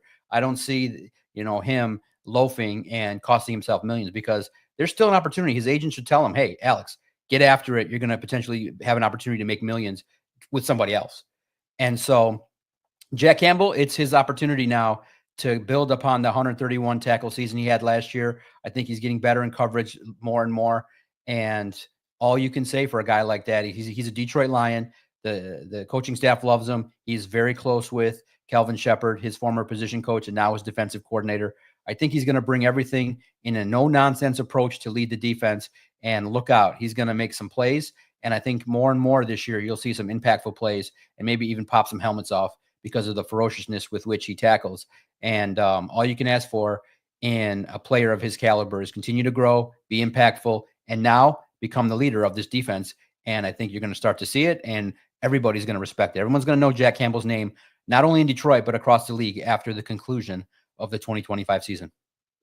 Doc, I want to bring up too. We have to bring it up on this today because the last week it's been so big. But Aiden Hutchinson looks like a different player. And in the scrimmage yesterday, he had 3 or 4 sacks. I think it was 3 sacks with a potential 4th. What are your thoughts on kind of what Aiden's doing? And is there new expectations after now seeing him in training camp? I know a lot of people were iffy and kind of on the line to throw any expectations out there because of the injury. Does that change now for you after seeing him through training camp, or whether or not you were kind of had those thoughts before anyways? Yeah, no doubt about Aiden and how great he's been playing, man. He's a story of training camp, right? Aiden Hutchinson and the way in which he's dominated has been simply amazing. Story of camp. He's been moving around. And now look, we have to preface it that Dan Skipper got abused by Aiden. He was out there, gave up a lot of the sacks. But also, too, Aiden is winning reps against Penei Sewell. So Aiden is just fine. I think that's the story of camp, ready to go. And also, with Aiden, it's pretty simple. He's staring 45, 50 million right in the face. If he's going to ball out, he knows that every good practice is adding some money to his pocketbook. So he's hungry, motivated, and it's the perfect package. Literally the perfect package. Hungry, motivated player who's pissed off about last year, missed some time, knows that the carrot's dangled, that if he plays well, defensive player of the year, a lot of sacks. If not this year, then next year he's going to be in the range of getting, well over 200 million and well over 120 million guaranteed. So everything's great in the defensive end world. Now, the question mark is going to be, how does Marcus Davenport and the others get after it? So that's going to be fun because I think the opposing offensive linemen are going to chip them. You saw last year, you were one of the ones, Booner, screaming, hey, how many times are people going to hold Aiden Hutchinson? He's going to draw a lot of attention from tight ends and offensive linemen. And let's see if the others can take advantage. And I think maybe there's an opportunity where if Aiden gets a lot of attention, if the game plan from the offensive coordinators are, hey, we are not going to let Aiden ruin things. We're going to double him and make his life miserable. You better hope that Marcus Davenport and the others as well, the Sam linebackers and the other defensive ends, you hope they pick up the slack, because the interior, I think we all see it. You don't get a lot of you don't get a lot of pressures and sacks from the interior with what they have right now. Yeah, Doc, another big storyline has kind of been the Tate Ratledge, Graham Glasgow situation there. Graham playing center. It was at first in Booner, he feels strongly about kind of giving Tate the full reins at center, allowing him to develop and then getting him ahead early. You seeing it now that, John referenced Graham looks good at center. He looks comfortable. Jared mentioned he has a good rapport with Graham. It seems like now it's just kind of stated that they want a more experienced player at center instead of Graham at right guard communicating center responsibilities. You might as well just have him play center. What do you make of Graham at center? Them keeping Tate at right guard. I know he'll probably play some center. It's still at training camp, but overall, rolling into the season with Graham at center and Tate at right guard, and I guess just how Tate looked. He looked really natural in the scrimmage at right guard. I mean, he was doing some special things. But what has been your thoughts on kind of the change there and rolling into the season with Tate at his natural position as opposed to center? Yeah, absolutely. Didn't your favorite guest, the DOC, interview TJ Lang? And what did TJ Lang tell me on the Detroit Lions on SI website? Coaches love veterans. I told you I would be shocked if Tate Ratledge was the starting center. Now, he can play it. I think he's good, but it's too risky. I've had opportunity to talk to a lot of veteran linemen, former NFL linemen that are at Allen Park, and they tell me, man, if Tate was the center, opposing defensive tackles, and the Lions are playing a lot of good ones, we're going to blitz through the A-gap nonstop and test him. Test his mettle, test what he's got. And if he makes one mistake, there's going to be a problem. And Graham Glasgow is just much more happier at center or at right guard. So I'm of the opinion that it takes time to play center. And Graham Glasgow admitted in multiple interviews this week, Graham has been saying some fun things, which was awesome for me today.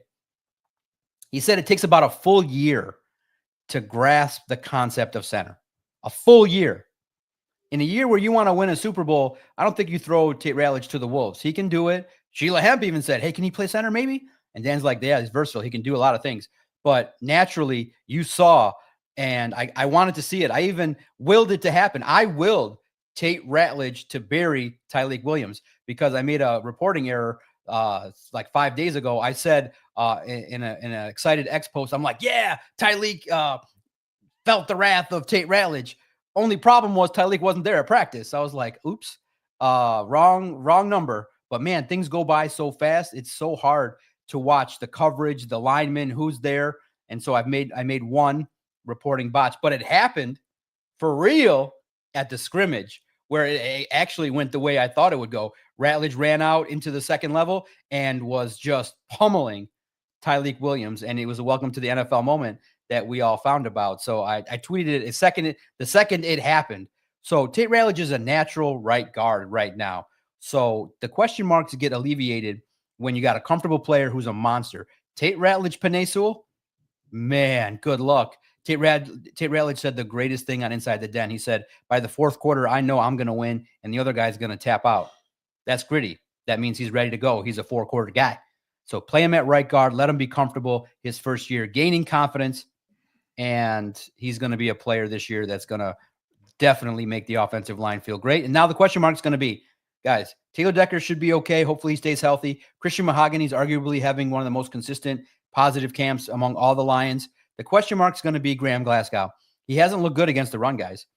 You guys see DJ Reader's abusing him. He was part of the reason why Jared Goff was upset was the pocket kept moving backwards in regards to Tyleik and DJ Reader pushing and getting a lot of pressure. So Grant's a lot better in pass coverage than he was in run. And I just hope that through the second week, as he gets more comfortable, adjusting, getting after it, that he can be the guy.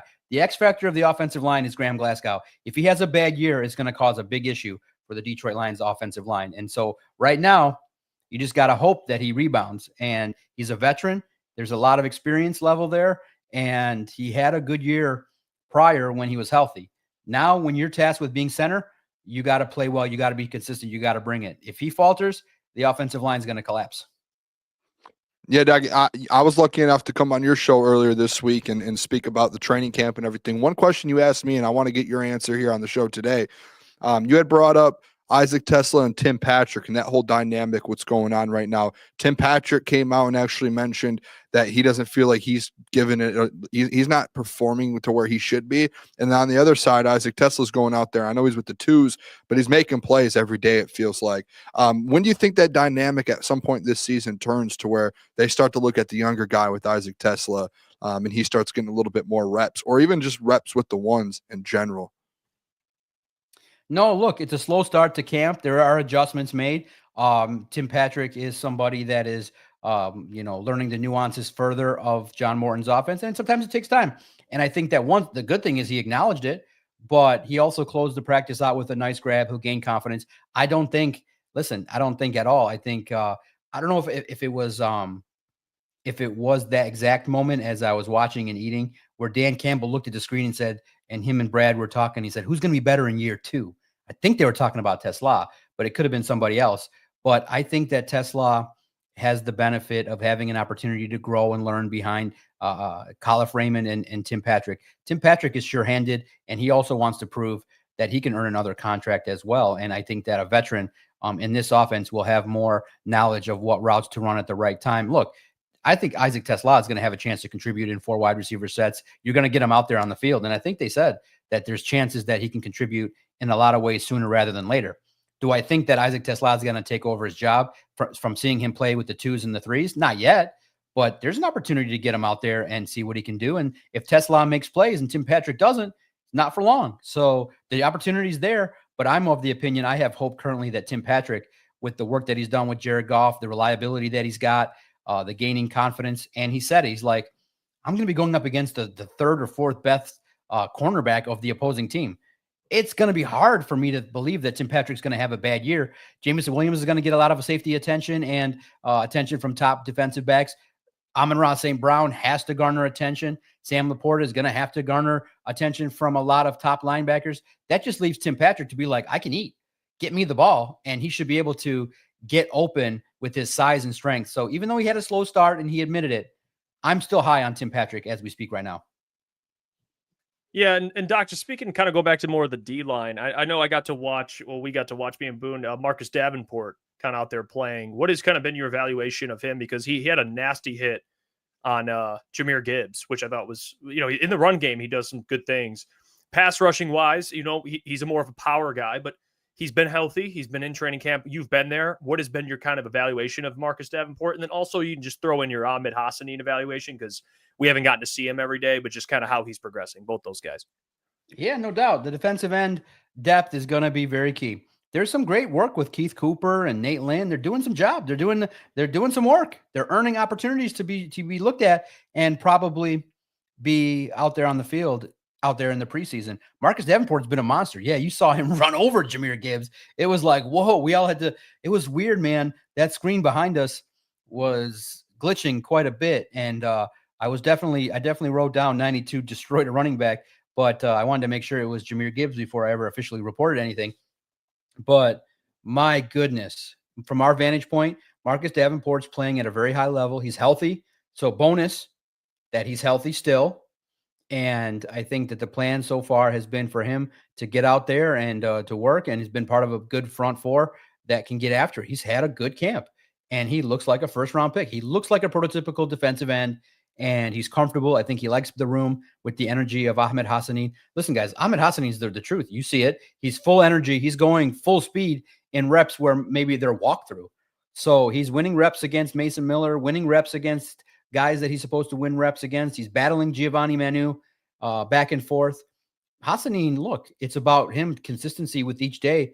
And I'm of the opinion that, with more experience and more opportunities, he's got a chance to be a staple of this defensive line, and he's going to battle to the end. And so I think part of the reason they like him is, he has a chance in preseason to make some noise. And then if he's well, and Keith Cooper and Nate Lynn and Derek Barnes, some of the Sam linebackers as well have a chance, then you can kind of spell Marcus Davenport a little bit and try to extend the odds that he has health. So if you can get some run, hopefully with Mekhi Wingo coming back, Josh Pascal, now you add a couple more pieces that you can mix and match along the defensive line there next to DJ Reader, and that can pose some issues. So at this point in time, like everybody else, cautiously optimistic about the defensive end position. If there's upgrades available, you go and make it. Doesn't mean that because I say I'm happy with Marcus Davenport, that means I'm done and everything's good with the defensive end room. If you can add an upgrade, if there's somebody you think is better that can pose a legitimate threat for competition, you go bring that guy there. And maybe you even add Zadarius Smith for depth just to, allow some opportunities that a veteran can bring when it's crunch time. So I'm happy, cautiously optimistic. Great start to training camp for both Marcus Davenport and Ahmed Hassanin. A lot of people are going to like to watch 61 over the next month. Yeah, just want to follow up with that too, Doc. The big report that came out was the Lions are kind of had thoughts about bringing in Matthew Judon, and that report came where maybe, I don't know if they had a conversation with him or it was a mutual thing. Dave Burkett, yeah, put that out. So what are your thoughts on them bringing in, and not even just your thoughts, but on top of that, like the chances of them still bringing in a Matthew Judon as a Darius Smith? Do you think that's something that's still on the table for Brad Holmes, or do you think that in this training camp, he's sitting back and they're like, hey, we like what we see out of the younger guys that we have. We're good to go. Yeah, see, it's always tough because, you meet with them. Maybe they felt like Alex might have been, the situation might have lingered even longer. I think Judon's intriguing. I think that you probably set the baseline. You want to at least check in with a player that had 5.5 sacks. But he was able to leave the building. He didn't get the deal yet. So I do think that there's, one of those deals where the coaching staff knows, okay, this is what he brings to the table, and they have his information. Hey, if someone goes down, hey, if Alex, something happens in the regular season and Judon's available, we know what he's about, what number he would like, what he's comfortable with, what he feels like. You got to kick the tires on a local guy, probably in town, a guy that has roots here in Detroit. So you kick the tires on that guy, you get some information, but you saw that the additions that they made were at running back. So, and they brought in a defensive back. So the signings that were made were not of the variety of those that were veterans. They were guys that had success in the UFL and had opportunities to put some tape out there recently. So I think that at this point in time, I'm losing with each passing day, barring an injury.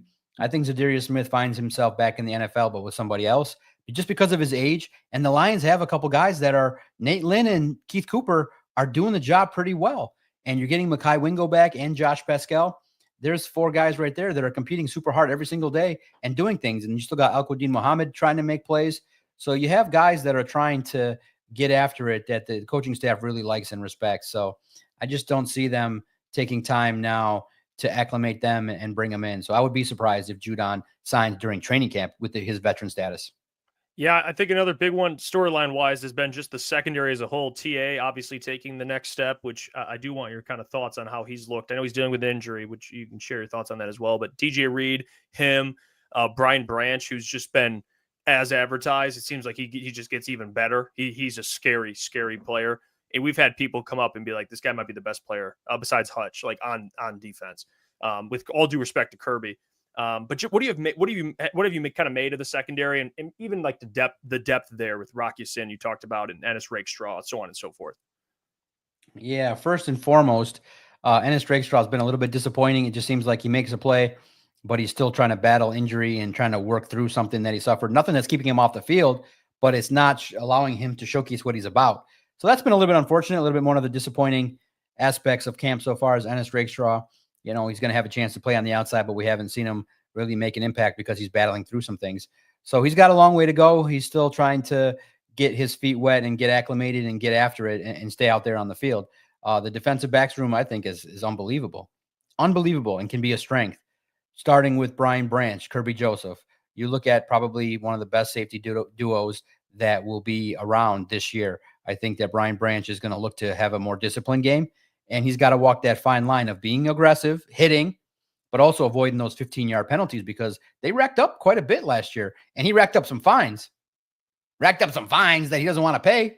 But I think he's violent and aggressive, and he's around the football, natural instincts, and somebody that really, in the end, we all can point and laugh at you, Green Bay Packers, because you whiffed on a premier talent. So part of the reason why Green Bay is looking up at the Lions is when you have a chance to take Brian Branch and you pass on him, we all get to laugh at you. And it's funny as heck because Brian Branch is one of the best out there. So make sure you, if you're out there in the chat, make sure you find a Packer fan and make sure you laugh and say, thank you for passing on Brian Branch, because that's a pretty stupid evaluation on your part. And you look at Terry and Arnold and you just go, man, those Alabama boys are hungry. They're working, and they're making it quite competitive against the Detroit Lions wide receivers. Terrion's more fluid, more natural. I think he's going to really excel playing next to DJ Reed. I think the experience level that he's got is going to make sure that he has a decent season. The Lions loved him. You don't grow any more than you do between year 1 and 2. And so this is the year. We got to get a little glimpse of what Terry and Arnold can bring to the table. So I want to see PBUs galore. I want to see interceptions. I want to see an impactful player that gets out there and plays at a high level. And I think you're going to see that.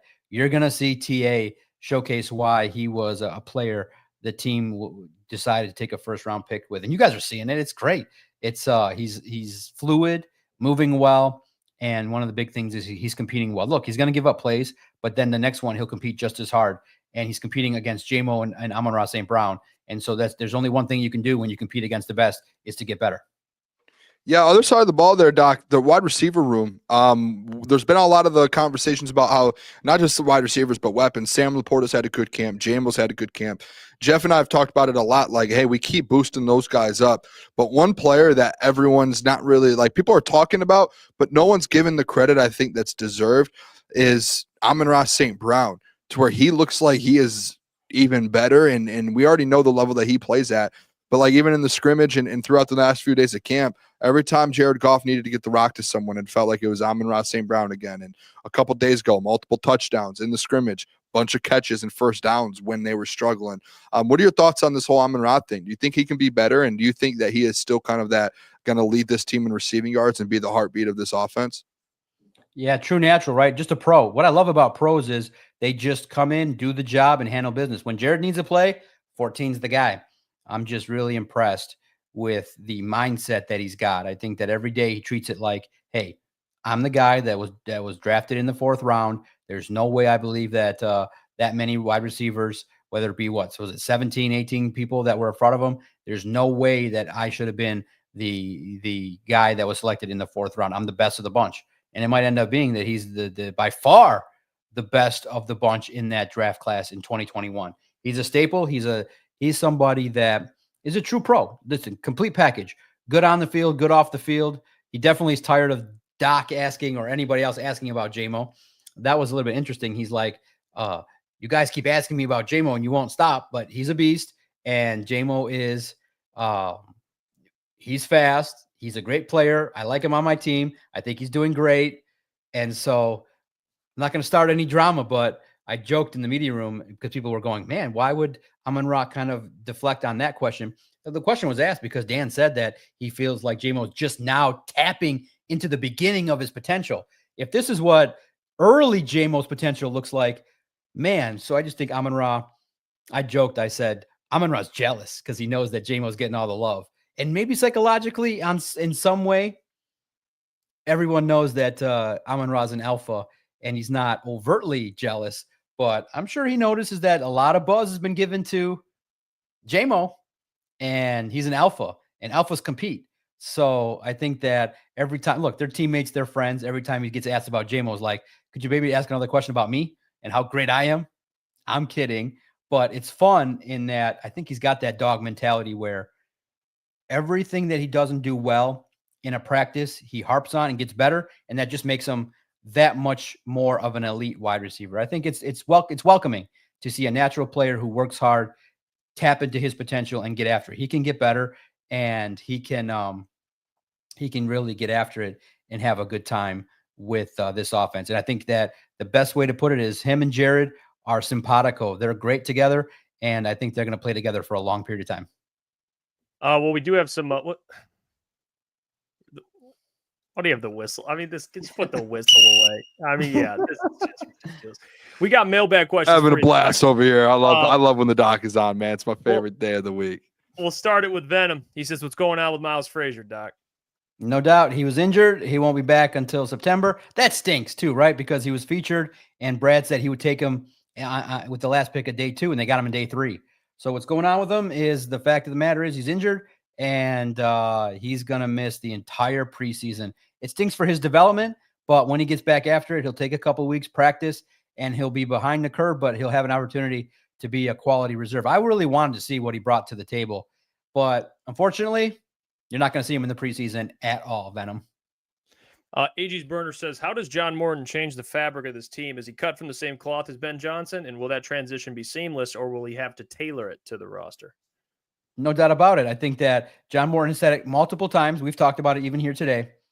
He's got the talent. Why would you change what's been working? Yeah, you might take a couple more deep shots. You might try to ISO JMO deeper and get after it, work in 2 running back sets, maybe have Sam Laporta do a couple different things.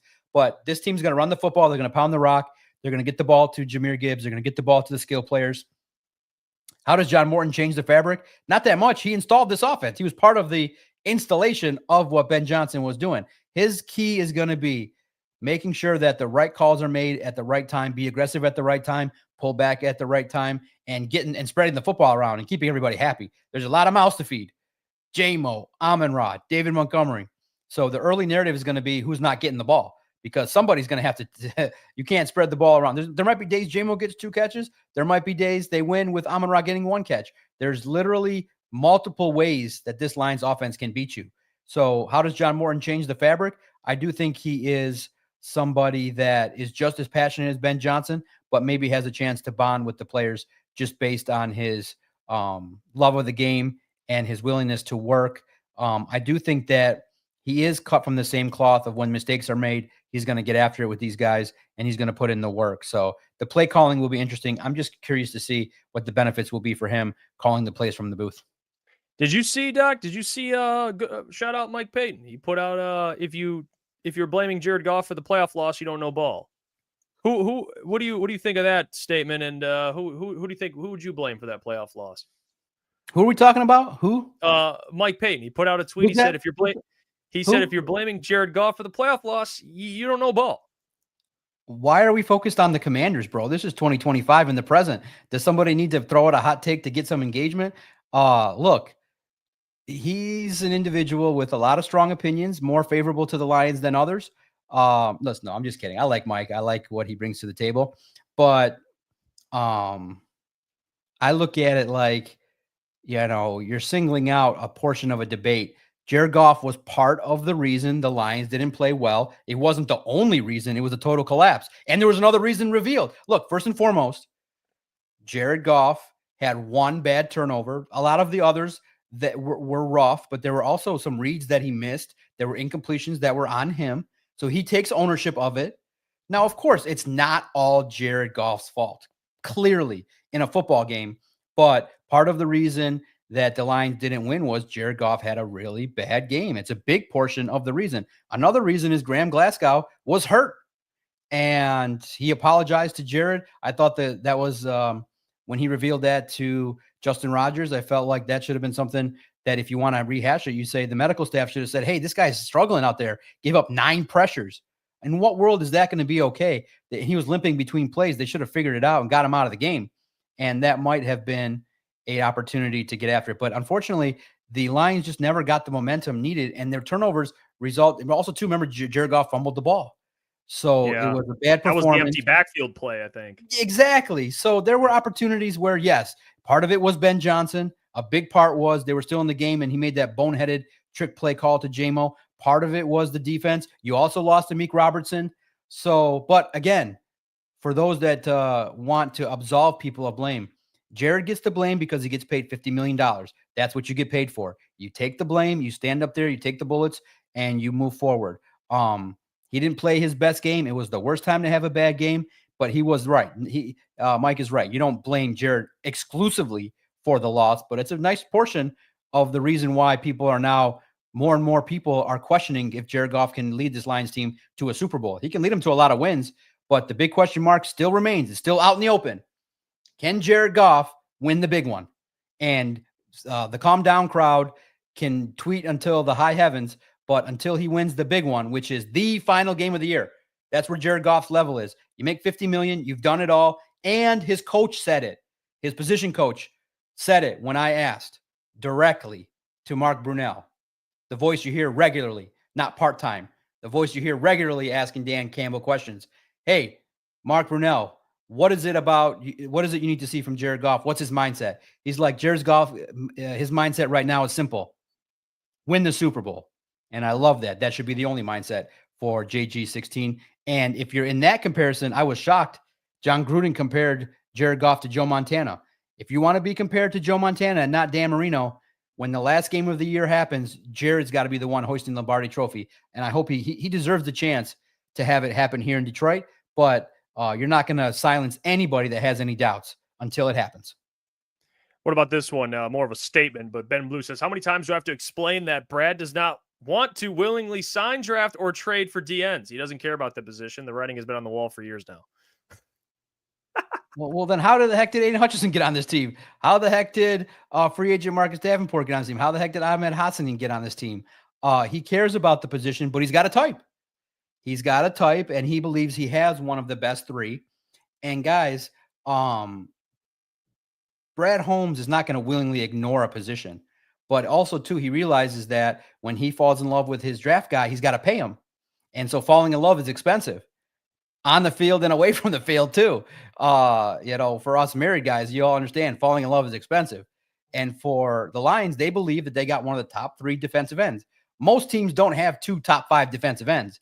And so what Brad thinks is like, hey, the other side should look like, a tall, physical, imposing presence that looks like Marcus Davenport. And so they're taking the injury risk because he's inexpensive. So they're allocating funds differently. He does care about the position. I just think that I'm in agreement with you guys in that I'm always willing to go with a 1-year guy and get after it and make a run. Like I would have loved if they would have made a run for Trey Hendrickson or Myles Garrett and just figure out a way to get after it this 1 year or the next 2 years and say, hey, this is our window. And if we fail, we'll break it all down. And in 2 years, we'll get a bunch of new guys. Brad has shown that he can rebuild pretty quickly. I don't think that this is a one-run Super Bowl era. I think Brad Holmes is going to be the GM for the next decade, as well as Dan Campbell. So take a run, take a big swing this year, next year. And then if it doesn't work out, you tried. I think fans respect that more than, not going out and being as aggressive as possible. And hopefully maybe this year, if the Lions get off to a good start and showcase what they're about, then at the trade deadline, maybe they'll add another offensive weapon, a reserve lineman, and another defensive back or another defensive end. It's just wrong. I think he does care about the position, but he also cares about the fact that the bills are due, and Aiden's bill might have just went up. Yeah, that's fair. T says, Doc Mailbag, are you worried about the Lions losing the division this year? Everyone's high on the Packers, Doc, all of a sudden. Heck no, I'm not. I think it's great that people are seeing that Ben Johnson is the Matt Patricia wannabe, and he's a yeller and a screamer, and he throws people out of drills, and he's all into that. But I think that's great for the Bears. They need that. You know why? Because the Bears stink, and their country club camps are over. The guy that you guys spoke to at the Starbucks there at the Combine is not there anymore. It's serious business. And guys remember too, the greatest coach in the history of the NFL was a yeller, and that was Bill Belichick. And also too, guys, don't forget, Dan Campbell is not nice when the team messes up.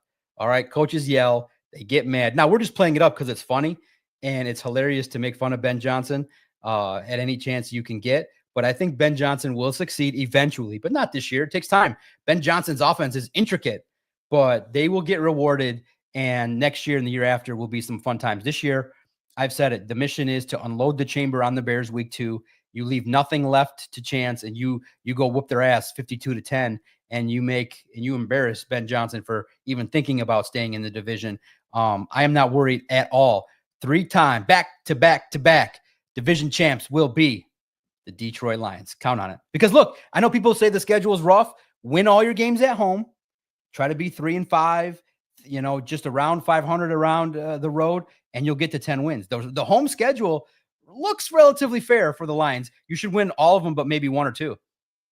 Who dat says, Doc Mailbag, how is Sam Laporta looking this season now that he's healthy? Looking great. Looking like tight end 1. Looking good. I think that he's going to have a breakout year, and everybody's going to be thrilled with number 87. He's going to get after it. You guys see in the scrimmage, every time a play needs to be made, Sam's around there finding the weaknesses in the zone, and he can get after it. He finds the middle of the football field. He's tough, physical, and he's a nasty blocker too, getting a little bit better day by day. So look out. Big season ahead. Breakout for Sam Laporta. Rebound year for him. Suspenseful Habit says, at the Doc, did you hear Sheila ask Dan if Rowledge could play center? Do you think they really knew Ragnow was going to retire? Yeah, they knew. Of course they knew. I think that the pain in which that was talked about, maybe they thought there was a sliver of a chance he would come back. But also, too, I think Sheila's very bright in that versatility is key. If, she's also paying, I think also, too, of Sheila, the business lady, she's also thinking not positional strength. She's thinking, so if I pay this guy this much money, it's probably going to be a lot, right? Like $8, $9, $10 million. Maybe it's going to be fully guaranteed. Can he play like 3 spots? Like, can he play like 3 or 4 positions if we need him? Yes, that's really good. If a guy can do a lot of different things, that's really good than if he's singular focused. I'm kidding, but it's kind of funny in looking at it. Of course, no, here's the thing, guys. And we've talked about it with Dan and Brad quite a bit. They keep her in the loop intently, weekly. They have meetings all the time. She asks good questions. She wants to know. She is a football lady. She ain't just writing the checks and walking away. She knows what's up. Sheila should be praised. She's into it. Big smile all the time. The crowd was great to hear chanting. And also, too, got to give her credit. She stood up there directly and answered. She was in the line of fire, and I was one of the ones that asked. And someone asked me what was one of my stupid worst football takes. It wasn't a take. I don't remember bad takes per se. I look at it like a question that I asked that maybe was premature, but it got an opportunity for Sheila to share. I said to her, hey, other teams because at that time the Giants and others were winning playoff games. I said to her directly, and I had to rush to get it in because so many people were talking to her.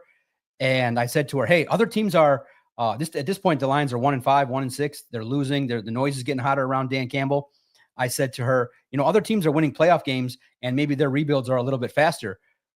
What gives you confidence that Dan and Brad are the guys? And she's like, I trust our process. I can't speak to what others are doing, but I trust that this process is going to work because of our belief that it's going to work. And she gave the vote of confidence. She stood in the line of fire when people were talking. Others would have hid. She stood there in the line of fire, took the media questions, took the challenging questions. What I was nervous about was right after that, the guy's like, okay, thank you. And then so I literally was at that point, I was a little insecure. I said to another reporter, I said, a guy that I trust, I said, oh, did I say something wrong? Because right after that, it was cut off. And I was like, oh, I thought that was a fair question. And I was like, oh man, I didn't want to if it was, I thought it was going to be a 10-minute session or longer. And I just asked something directly and her guy cut it off because she didn't want to take any more heated questions. But no, the reporter said, no, that she always keeps it short, 2-3 minutes. And you did nothing wrong. And after I heard from multiple people, oh, no, don't worry. They validated that you do your thing. You help us out by asking relevant, direct questions. And it gave me a lot of confidence. And so for me, it set forth my confidence that, okay, be yourself. Don't get scared of what to ask. Be direct, be yourself. And if they have to cut it off, that's my job. I don't want them dabbing me up when I go there. When I go there, I don't want PR to dab me up and to celebrate me going there. I want them to look over their shoulder and be like, what the heck's that guy going to ask us? And to prepare their guys, because my job is to ask direct questions that I want to know about. And in turn, because I'm a big fan, that's going to resonate to what the fans want, because you're really in the end answering to me. I'm a fan. Right. I'm going to ask those questions. And I never, after that question, never again. I don't care what people think of my questions. I ask it. If you like it, great. If you don't like it, that's great too. I earned my right to ask it. And I respect those that want to challenge why I ask things or certain things. But in the end, the blessing is I have the opportunity to learn what I want to know being a fan. And so it's a wonderful experience. Let's bring up this last one. U of M dad, Doc, with all the mouths to feed, who gets left with scraps? Craig Reynolds, Caleb Raymond, right? Brock Wright. Those guys got to block and do special teams. So you're absolutely right, man. Those guys got to work for every opportunity. Isaac Tesla, maybe hopefully can get the early scraps and then move his way up pretty quickly.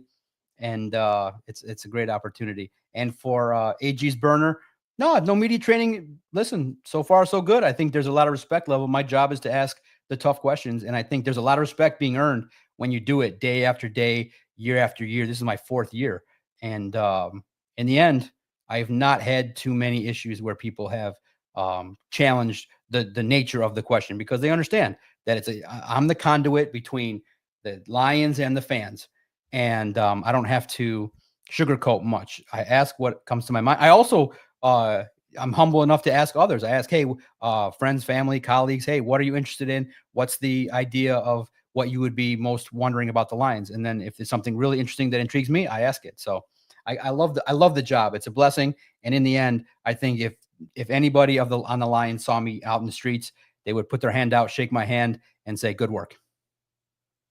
Hey, well, Doc, we did want to ask you too, like the Tigers just won 4 straight games. What has been your thoughts on kind of the resurgence a little bit after recovering from that absolutely brutal stretch of baseball? What has been your thoughts as a Tigers fan here? Yeah, it kind of rocked my confidence a little bit in that I kind of felt like they're not World Series caliber anymore. And I just felt like, man, that could happen at any time in the playoffs. And I hope it doesn't. I hope this is the one bad losing streak. Every team goes through it. So I'm an emotional fan, not rational all that much with the Tigers. I looked at it like, okay, let's look rationally here. Let's on the rational side. It's a team last year that's still being put together. Are they going to go from where they were last year to win the World Series this year? It might be tough. It might be a challenge. And then what also too is that this team is now different. You just lost Reese Olson. He was going to be a component of your starting staff. The bullpen might not be as we thought it would. It's not that great. I don't think Scott Harris can make all the moves needed to kind of make everybody go, yeah, they're going to win the World Series. So in essence, there's another way to look at it is if you can sell to the team and say, hey, you're AJ Hinch, and you say, hey, we got a pitcher. We'll get a minor move, but I believe in you. That might also go a long way if he can sell that to the team. Maybe they get, Bednar, that's going to cost a bunch. Suarez is going to cost a bunch. I say, look, take it on the chin, regroup, go as far as humanly possible. But I think they made the move to kind of replace Reese Olson. I don't know if it's worth it for the return, because if you're looking at giving up top 10 prospects, I would just roll with the prospects at this point in time and get after it, because it's only year 2 of this situation. So I know we're all starving and people believe that they're World Series caliber, but I've always looked at it like just advance further, get to the ALCS, get to the World Series. I don't think that they're World Series championship winning caliber, but that's okay. Like, I'm not at the point where in year 2 of this situation where I'm starving for it. It just is a step back, because it kind of hits you the level of acceptance that you need, that outside of Will Vest, the bullpen has been up and down. You wasted money on Cobb. And some of the guys, the age-old adage, I said this on Doc and Jock, which comes out tomorrow. Unfortunately, in baseball, eventually over the course of 162 games, water finds its level. And Javier's dipped a little bit. The batting averages was a little bit of a struggle. It's big momentum to get Kerry Carpenter back. I love that. And I just look at it like, you're going to need this year Tariq Skubal, Jack Flaherty to kind of carry the load and get after it. You can get hot. You have a chance to compete. It's a competing ball club. It's fun to watch, but I think the losing streak, just at this point in time, I don't take too much stock in whooping a crappy team like Arizona, especially coming on the heels of Toronto now potentially looking really good, and Seattle I like. So I'm happy to keep watching. I just think that acceptance hits me pretty good. I'm not mad about it. It's just hitting you right in the face. They're not good enough to win the World Series, but they're good enough to win a lot of playoff games, maybe a series or two. They're good. They're right in the mix. I just think you need one more offseason and one more trade deadline. I don't think you can get is Scott Harris even capable of getting 4 guys in one deadline that you need? Absolutely not. Go ahead, Boone. Yeah, Doc, I do want to ask, just specific player-wise, I know like a Eugenio Suarez, and there's a couple pitchers getting thrown around. Is there anyone specific that you're looking for over the next 48 hours for this Tigers team to go get? I will say this. Let me update you before you do answer that as well, Doc. John Morosi actually tweeted out today. I don't know if you saw this, but he said the Cubs, Mariners, and Tigers are the suitors right now for Eugenio Suarez. And basically what you just said there, he actually just quote tweeted it 6 minutes ago and said, The Tigers are said to be reluctant to part with top prospects to acquire Suarez, given that A, he is a rental, and B, Detroit has more pressing needs in the bullpen. So even with that, knowing that as well, it's kind of what you just said there. Are there any specific players that you're looking for them to make a move on?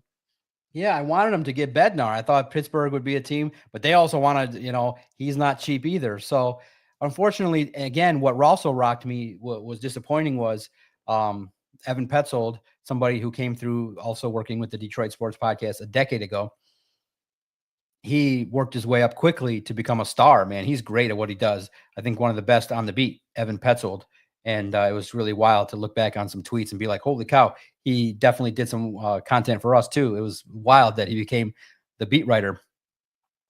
He put out, and it was just like a dagger. I should have messaged him. I should have said, you put a dagger through the old man's heart that the Tigers are going to be conservative at the deadline. It was like a big dagger that they don't want to give up stuff. So it's not all in yet. It's not first and foremost, if Jackson Jobe would have been around and he would have flashed, and you keep Reese Olson, if everybody would have stayed healthy, you don't have that losing streak.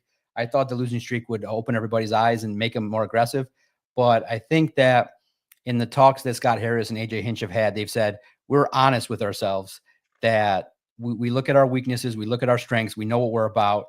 And people are talking about Ryan Hensley, Bednar out of Pittsburgh. So they're in the mix for talented players. Eugenio Suarez is a rental, but man, what a fun rental. He's a big bat that knows the organization that you don't typically see guys. A Gleyber Torres come out and be like, yeah, that'd be great to get him. You don't typically see that.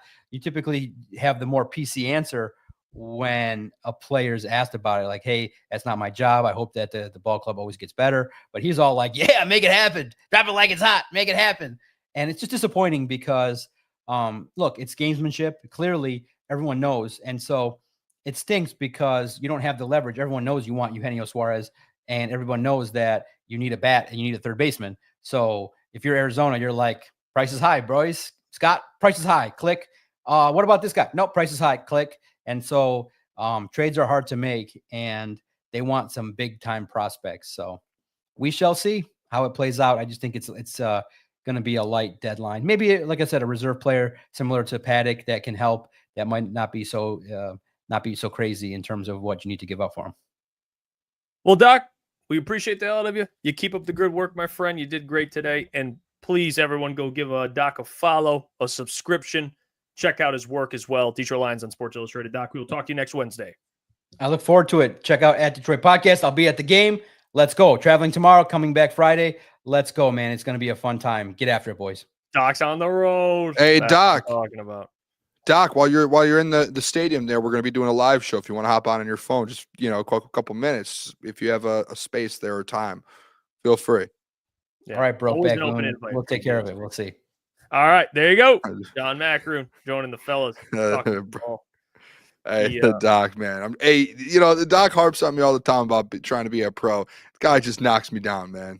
It's unbelievable. Yeah,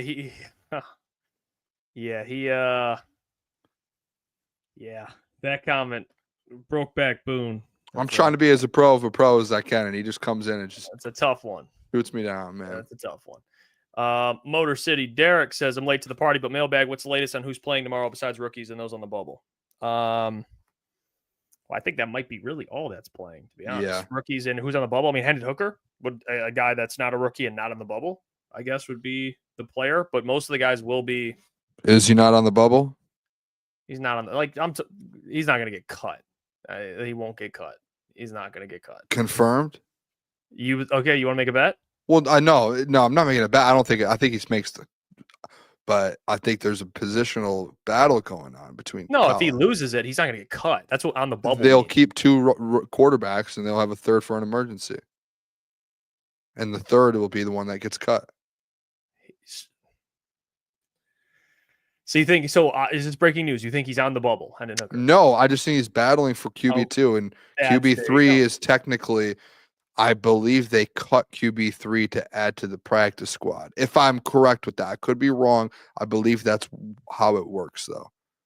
Okay. So to answer the question, we don't think Hendon Hooker, he doesn't pertain to on the bubble. No, neither does Kyle Allen then, because they're both in the same exact spot right now. But one of them, I believe, has to get put on the practice squad. I'm just being honest, dude. You're saying bubble. Word gymnastics. You're saying bubble, man. Dude, you're saying bubble watch. Yeah, he's fighting for the QB2 spot. QB3 goes to the practice squad. So yeah, technically, you're going to put Hendon Hooker on the practice squad. If he loses the battle to Kyle Allen, you're acting like it's 100% thing. Like it's 100% thing. You want to make a bet? Jeff, hold on. No, because I think Hendon Hooker wins it. Jeff, even if he doesn't, hold on. We'll make a bet. Either way, even if he loses it, Booner, he will not be on the practice squad. I will bet you. You have to. You're not keeping 3 on the roster. They can keep. It goes to emergency, and he ends up being a practice squad guy, quarterback. That's a fact. That's how it works. I believe the quarterback 3 is a practice squad guy. I believe your 53-man roster. I believe you look at it as an aspect of we would rather keep an extra edge rusher than your third quarterback. There is a 0% chance on the practice squad, and I'm willing to bet on that. Coach Walk said, "I'm starting." Listen, this is not me starting anything. This is Jeff going nuts. Oh, see, you can't. Can we call the doc again? Let me text the doc. Let me ask the doc. The whole thing is literally just the question. Let me ask the doc: is QB3 go on practice squad?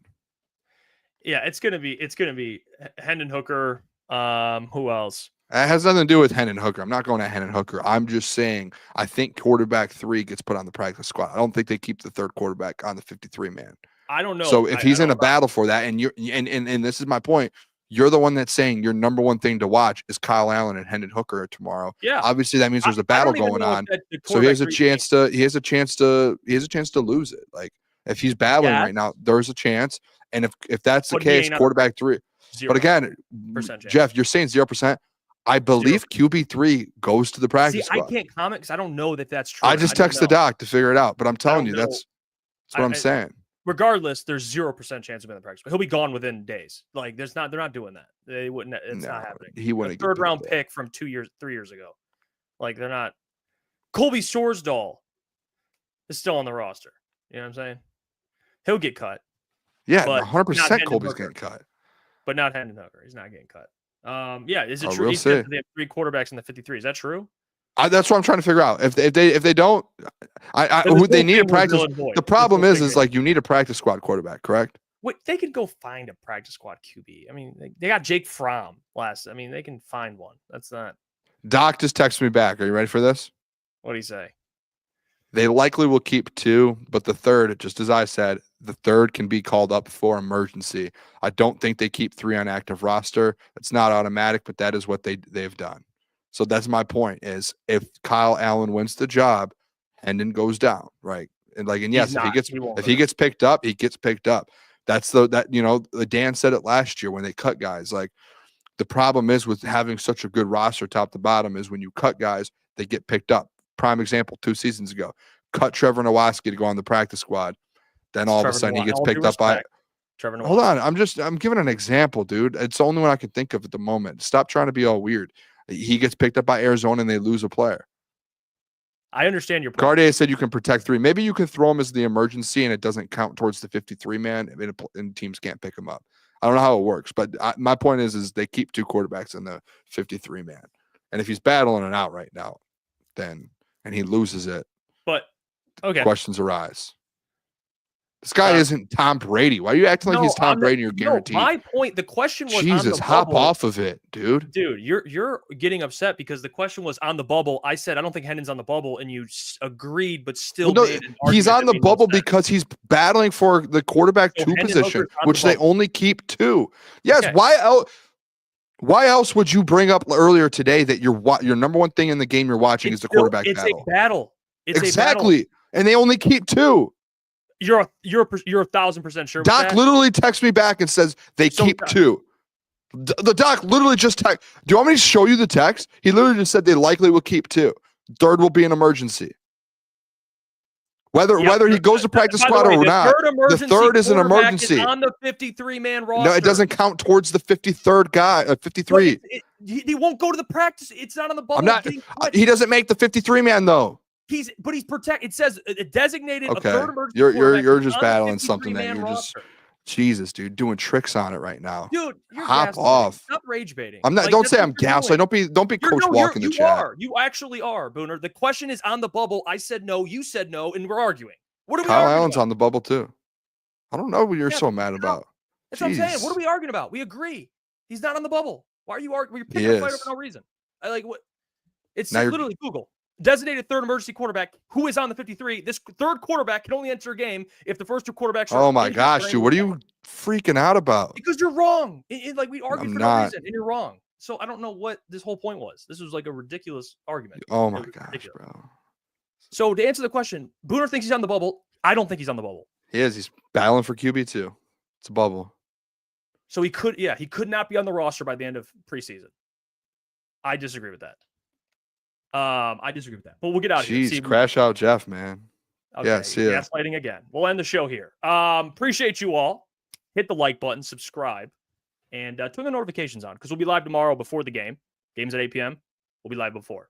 Breaking down the game, talking about the game. So be there. Until then, much love to you all. Peace.